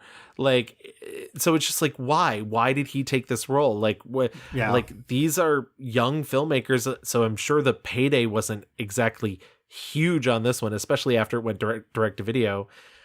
I don't know. And this is post X-Men. Yeah, this is post X-Men. I truly don't know what any of the thought process was about this. Yeah. Like, this feels like the movie he would have made maybe after getting off that Noah Ark show. Yeah. But like second Noah or Noah's second, whatever that is. But not after X-Men. Yeah. Certainly not after X-Men. Certainly not after The Notebook. Like, hello? Yeah. I don't recommend watching this movie. Poor Rebecca Romijn. She's so good at it. Also, cardinal sin with me. This movie uses the Barcarolle from Tales of Hoffmann, which is like my favorite opera, twice in it. And neither time it's used well at all. So like, don't do that. Don't do that to poor. Do that. Offenbach. He doesn't deserve that. There are some pretty bad. Accidental Love is truly one of like. If I could give a neg Oscar for like worst cast ensemble, Accidental Love, truly. If I had to pick a second one, but I don't think I could, with good conscience, give a 1-star review for James Marsden for it. There's this film he made in 2012 called Small Apartments. It's a disgusting movie. It's another movie with a great cast. Like, it's like Billy Crystal, Rebel Wilson, Saffron Burrows, Amanda Plummer, Dolph Lundgren, Johnny Knoxville, Juno Temple. Like, it's a great cast. Matt Lucas is the lead in it. Matt Lucas is one of the only celebrities who ever had me blocked on Twitter. Wow, all that? I think it's because I'm friends with somebody who wrote something mean about him once, and I think it was like an auto chain block thing. But I was still like, what the fuck did I do to you? Not that I like you very much, but yeah, it's really bad. It's a movie that has very much contempt for its subjects, and it's all about mental illness and whatnot, and it like thinks it's being quirky and weird, and it's gross. But I will say this, there's a scene in which Billy Crystal and James Caan just like have a conversation, and I was like, wow, acting. Yeah, like, there you go. Where was this in the rest of the movie? But yeah, there's so many of these, and I feel like we would have more time like just naming the like Walk of Shame, The Loft, like Interstate 60, 10th and Wolf. 10th and Wolf is fine. It's very fine. Yeah, it's like, I'm sure straight people like it. Unfinished Business too, which is a movie we didn't really talk about, but it's the last one I watched, and it's so bad and doesn't warrant any conversation. But I think that sort of wraps up our 1-star reviews. Why don't we get into our 5-star reviews and talk about Mr. Cheekbones himself and what we like so much about him.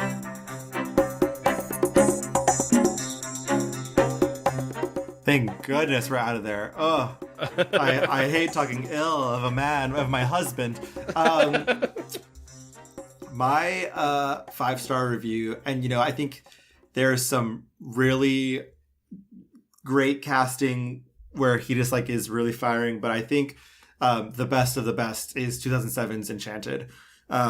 It's just every secret weapon, the reason why you get James Marsden on a film is on display here. He's talked about how this was the only time he read a script and immediately knew exactly who this was, knew exactly how he was going to play it.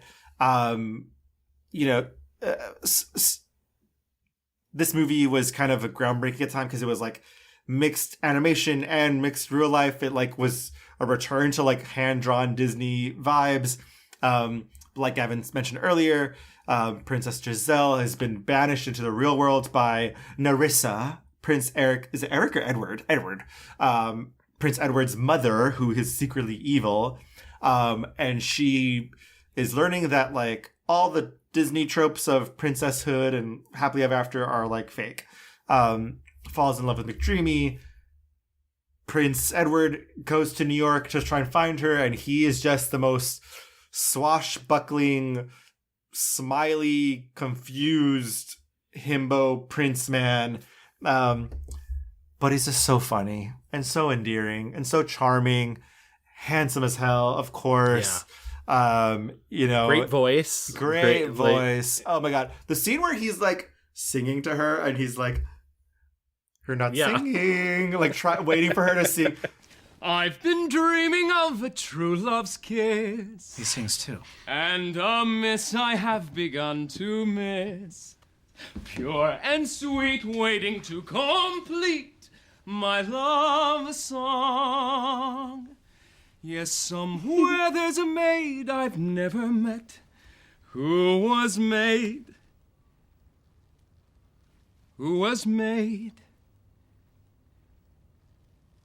to finish. What's wrong? It's just so good. All the scenes where he's the little chipmunk is trying to tell him about the guy who's being evil. And he's just what? He's I'm handsome? Yeah.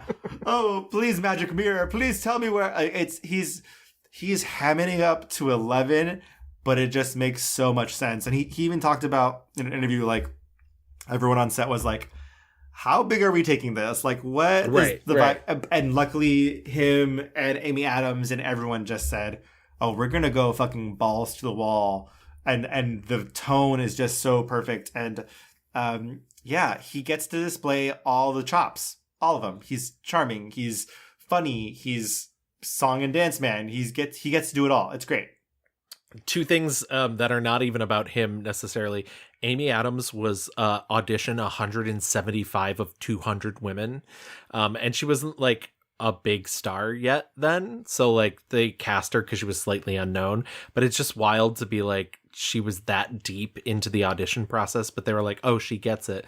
And then also Disney was going to make Princess Giselle an official Disney princess. And then they realized they would have to pay likeness rights to Amy Adams for the rest of her life. Sure. Fucking business. Fucking business. Yeah. He's so good as Edward. Truly, truly, truly really steals that movie. I think the only thing that would keep me from naming it my 5-star review is I rewatched it and was kind of this movie's fine.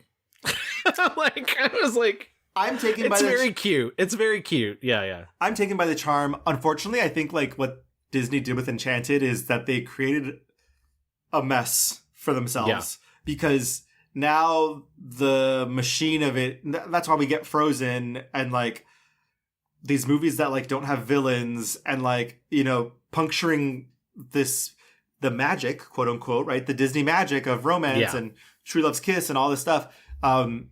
They've created this mess that we're in now, where it's harder to make these movies. But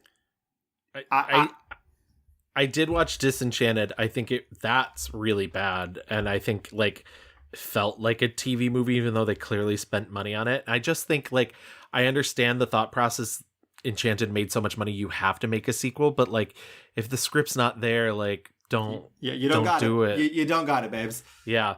And he had to, like, they really had to marginalize his role because he was both busy wrapping up Westworld and Dead to Me at the same time, and like had a very limited shooting range. So that's why, like, literally in the like big climactic moment, like, Giselle has to be like, "Where's Edward?" and Idina Menzel has to be like, "He stayed behind." Like, rough. Good pick though. He's so good. He's so good in it, in that role. Sort of what he was born to play. Absolutely. Funny enough, I'm also going to go with 2007 because it's finally happened. Hairspray got my 5-star review. Wow, there we go. We've mentioned Hairspray so many times. This is the musical version. And funny enough, directed by Adam Shankman, who directs the sequel to Enchanted, Disenchanted. And he plays Corny Collins, who's the host of a like Top of the Pops / American Bandstand type show where, you know, local to Baltimore, but like young white kids can go and dance. And then once a week they have a day in which black people can go and do it. And he's a force for like attempting to integrate it, but like the TV station won't let that happen because whites and black people can't be together. And so he really is responsible for helping Tracy, a larger white girl, get on the show, and she leads the charge for integrating the show. I love this performance. I think the way that he's able to turn on the like TV, like, hey, I'm on TV, I'm Corny Collins, like, versus when he's off screen and he's like a normal person, but like a normal person who believes in the goodness of other people and the right thing to do and whatnot. I think it'd be very easy, even though once again this is based off of pre-existing material, I think it'd be very easy to make the Corny Collins character a villain, to make him, you know, be the force of non-integration. But he's very much like, listen, I'm the face of this show, I want this to happen. Yeah. And they're still like, no, we're not going to let it happen. We don't want our dancers thrusting like savages. Hey, speak for yourself. Don't get flipped with me. I'm not. Look, now I got some new ideas for the show. First, we get rid of Negro Day. Finally, some sense out of you. And we mix those kids in with the rest of the council. Mix those kids? That's right, I said it. Is this not a black and tan cocktail? Well, why couldn't it be? Velma, isn't this where it's all heading anyway? Now you can fight it or you can rock out to it. Maybe it is time for some fresh ideas. Like a nice, fresh, new host. Gee, Velma, how do you fire Corny Collins from the Corny Collins Show? I think also, like, is it the nicest kids in town? That's the number. Yes. The way he just moves and dances. Yes. It's just, it's so natural. And also, I have to say, again, like, he, in both of these movies, he is playing the most conventionally attractive person, but they are not about, like, showing off his ripped bod or, like, you know, being so conventionally masculine. He's literally wearing tights and, like, being a goofball in Enchanted. And in Hairspray, you know, he's singing and dancing, you know? He's like bright white teeth, like 1,000 teeth in his mouth. Yeah. Like perfectly coiffed hair, like spraying cans of hairspray around, you know, like... There's nothing particularly manly about either of these roles, especially in Hairspray. And I just think that's a quality that I think is one of his superpowers, where he gets to, you know, men want to be him, women want to, like, be with him, and everyone in between. It's just, we said this up top, like 2007 was just his year. Yeah, absolutely. And I 100% agree. I mean, I think there's an argument to be made for, like, X-Men 2 as a 5-star review, but I just think he's not given enough to do during it. And I'm trying to think of some other, maybe 27 Dresses. I'm not as hot on it as you are, but I like his performance a lot in it. Yeah, I mean, like, I don't think 27 Dresses is a 5-star movie. Yeah. And I'm kind of there too. And I don't think those roles, like the one in 27 Dresses and in Walk of Shame, he's just like a boring guy, right? Like, and even though he's charming and like, you know, thank goodness he gets the girl in the end. It's not what he is good at. What he was meant to do on this earth was to sing and dance and and ham it up. Okay, like, and he's not able to do those things for any of this. I will say, and again, I don't know. The 24th Day, I think he is very good in it. No, and that's great. I should watch it. I kept forgetting it was like on my list, and I kept like pushing it back and not. It's just it's just a weird performance. He's clearly a liar, and he has a lot of shame about like how many sexual partners he's had. There's a moment where the Scott Speedman's character says something to the effect of, "Why don't you fucking care? You don't fucking care that you killed my wife. You're killing me," and he just kind of breaks down. James Marsden, and he says, "Man, are you fucking kidding me? I wish I didn't care about this. Everyone tells us we have to be so careful. Everyone says, you know, that we're going to get HIV. He's like, I wish I could just lay with someone and be with them and not care. But, and it's like this fear, right, around HIV and stuff. And I was like, my God, like it's a very powerful, affecting scene, and he's very good in it. So, but again, I just don't know because the movie's so fucking weird. Right. But I think there's maybe an argument to really be made for, like, in terms of scene stealing, Death at a Funeral. Once again, not a 5-star movie, but I think he's very good in that role. Even though I did say Alan Tudyk is better in the original, I still think he like takes it and runs with it in a different direction. But yeah, but I mean, I think. I think it's those two. I think it's Hairspray and yeah, but it's like Enchanted. It's like we said though, like for someone who has all the skill and the tools, I don't think, and I think a lot of people say this, like Hollywood didn't know what to do with him, and also I think because he, like I think Chris Pine and all these other guys who were in that these other Chris's who were in that lane probably cared more than him. Yeah. He seems like so like unserious and kind of like unaffected by it, you know, like he wants to be dumb. He wants to be silly. He doesn't like, and I don't think he gives off the macho bravado superhero vibe. Like Cyclops works because back then superheroes were like wearing black leather and like brooding, you know, like not doing the whole thing that they are now. So yeah, he's kind of like been this enigma that Hollywood can't crack, because even though he has the leading man looks, everything else just doesn't. I keep thinking about Zac Efron. It's just kind of like, that's such an interesting comparison. I didn't think of Zac Efron once, but I like it. I understand where, you know. Well, and it's like, I mean, the other is, I mean, in the opposite direction is Ryan Gosling, right? Ryan Gosling is a very serious, you know, he wants to do like the most indie, the most like weirdo, the most. It's also to compare him to Ryan Gosling, because when we did a Ryan Gosling episode, we kind of talked about how Ryan Gosling exists inside of a character.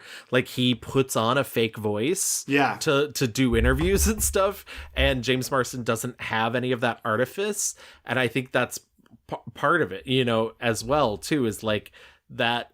It's the thing I was saying about him versus Chris Pine earlier too, where like Chris Pine also has leading man looks but really wants to be a character actor, but every time that he plays a character, it's like, put me under pounds of makeup, or like, you know, like, I don't make me the dashing lead. And James Marsden's like, I'll play a character, but I'm gonna be James Marsden, you know. Like, yeah, it's interesting, and who knows, maybe Chris Pine has a better agent, more taste, is saying no to more things. Who fucking knows? But yeah, why wasn't? Do you think James Marsden went for Into the Woods? Maybe. Could have done it. Right? Why not?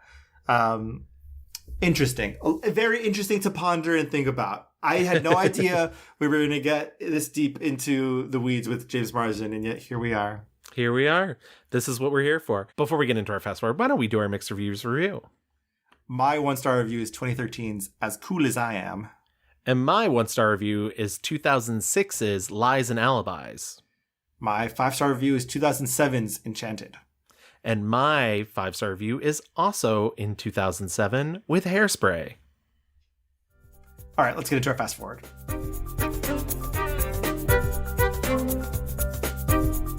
So he has a couple things coming up. There's a movie in post-production called Knox Goes Away. It's I think it's actually out of post-production because I think our friend Christy has seen it. Oh. And it's Michael Keaton directing. I don't know. It's like Al Pacino's in it. Marcia Gay Harden's in it. It's allegedly coming out next month. Yeah. So yeah, it's definitely out of post-production then. As somebody who works in post, it's out. But yeah, it's a crime movie. I don't know. Maybe it'll be good. Who knows? Sonic the Hedgehog 3, he's filming. I'm sure he's cashing some fat checks for that. Good for him. Also, we'll say him and Tika Sumpter as a couple. Yes. Hot. Love it. Yeah. Yes. And good and believable. And like, I know he's like he's kind of like a chemistry factory, but like they're so cute together. They're like, so cute together. He's also in, but so is literally all of Hollywood, the Jerry Seinfeld Netflix movie Unfrosted, the Pop-Tart Story, directed by Jerry Seinfeld, written by 4 different people. I don't know. Is it going to be good? Who knows? Literally, what... did Jerry Seinfeld be like, I have a crazy story? Or like, did he read a book? I feel like he must have read a book. Like, that's the... apparently Netflix got this big bidding war to like win the rights to it. It's Melissa McCarthy, Jim Gaffigan, Amy Schumer, Hugh Grant. Like, it's... Ugh, Amy Schumer. I know, fucking... Enough. Yeah, Jennifer Lopez, enough. My I know. girl. We'll talk. Yeah, I don't like. It's almost like there's a part of him that's like, I'm not mad if he's in his kid era, make Sonic movies, make Paw Patrol movies. Great, whatever. Right. But I don't know if Unfrosted, the Pop-Tart Story, and Knox Goes Away, I do think he needs to be a little bit more selective. Yeah. Or take some of that Sonic the Hedgehog money. Yeah. And really find something that he can get behind him. Because he hasn't produced anything. He's never kind of... Right. And again, that goes back to not that I ever think fucking Bradley Cooper is a paragon of anything, but that's a man who says, this is exactly what I want. Right. And I'm going to do it. I'm going to create my own work. Jennifer Lopez. Yeah. People who are ambitious with their artistry and acting, but I think that's just maybe his fatal flaw. He just doesn't care that much. Right. And he has said if Marvel knocks on his door to be Cyclops again, he's I'd be an idiot to pass it up. He knows where his bread is buttered, but he doesn't he's not willing to wait in line for that bread. He's not willing to pay any extra for it. He just sort of exists in the Hollywood game. And you're right. I think maybe it is because even Chris Pine is directing a movie. He has a movie coming out that he directed. I think it is that. I think it is he doesn't really have any higher ambition than to be the actor that he is, and that's fine. He's getting paid. He's still getting cast. He's doing these things, but it does feel like a little bit of a waste because he is so talented. Yeah, I think he just likes kind of being the silly, affable guy, right? Who you can call on to do the thing. It's because we often get to the fast forward and we're I'd love to see him on stage. I don't think he wants to be on stage. I don't think he's interested in doing 8 shows a week for an audience.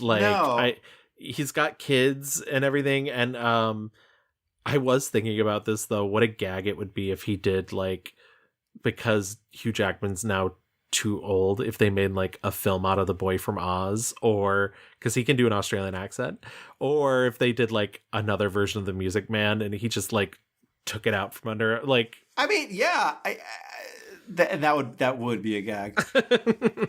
It's funny because we didn't even think about this. The Hugh Jackman of it all. Hugh Jackman is handsome, can sing and dance, right? You know, but I guess he has like kind of the same. The little rom-com here has been trying to find a dramatic thing to like make him serious. Never has really happened. But it goes back to exactly what you were talking about at the beginning of the episode, which you were like, Hugh Jackman does Wolverine and gets fucking ripped. It's like, don't know what's going on in Hollywood, maybe enhancements, whatever. But like, James Marsden doesn't want to do that. Like, he's like, and like, of course he's got like a Hollywood bod, I'm not saying he's like like Uggo or anything, but it's like he's clearly not like interested in having like the enormous biceps. He is like just kind of normal guy, and I think as part of that, it's not because.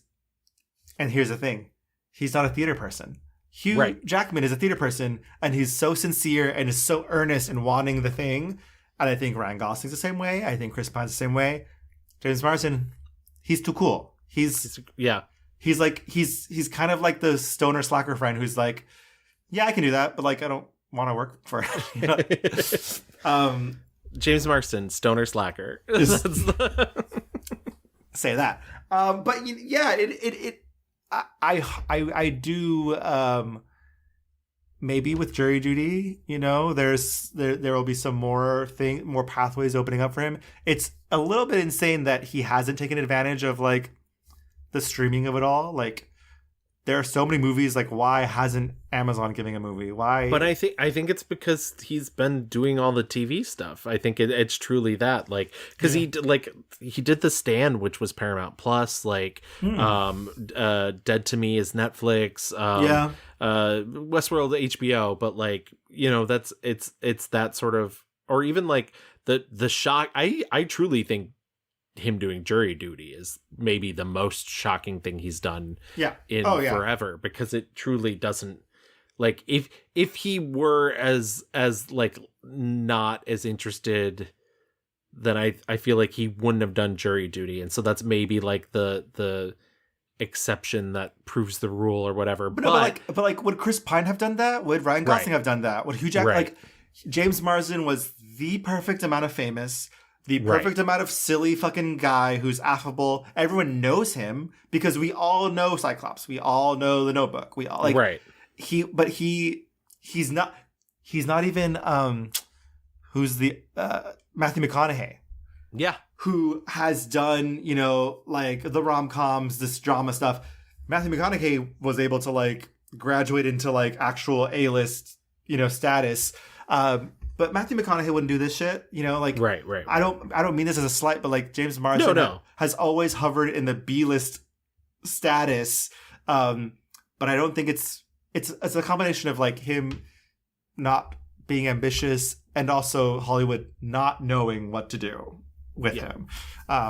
But what a place to be. And for all of this, like he still has some bangers, Yeah. And like we said at the top of the show, it's like, fuck, you can make all the bad movies you want, babe. Still like you. You're still cool. Yeah. He still shows up. Yeah. But I think that's the perfect place to wrap up James Marsden. But if you want to contact us, tell us your favorite James Marsden role, you can always find us on Twitter at The Mixed Reviews. Yeah, you're going to talk to us about how we're talking too much shit about James Marsden. He's very ambitious, okay? You can find us on Facebook at The Mixed Reviews. We're going to get some angry emails from his mom, who's going to email us at reviewsmixed@gmail.com. You can also email us there. Oliver, do you think he has a big fandom in Oklahoma? I'm sure he does. I hope he's in the Oklahoma Hall of Fame. Yeah, he's like the local boy does good. Yeah, you can find us on Instagram at _mix_reviews. And if you want to listen to our back catalog as you just listened to this entire episode, you can always find us on any major podcast app. We're on Apple, Spotify, Google. Google's getting rid of theirs too, so I guess YouTube, like everybody's consolidating now. Amazon, Audible. And if you do like our show, please go to Apple Podcasts, leave us a 5-star rating and write us a little review, and we'll read it on the show. Yeah, because we're very ambitious, unlike James. Exactly. But yeah, that's also join us on Patreon. If you sign up for our Patreon, we will be delivering bonus episodes. We also have a Discord. Discord's been hopping the past couple of days, it was a little lull for a bit, but the past couple of days there's been Hop starring James Marsden. Yeah, and Russell Brand. Ugh. We really let him be in kids movies. Yeah. All right, guys, we'll see you next time. We have some special guests coming up, so we do. We'll see you then. Bye. Bye-bye. Oh, every afternoon you turn your TV on.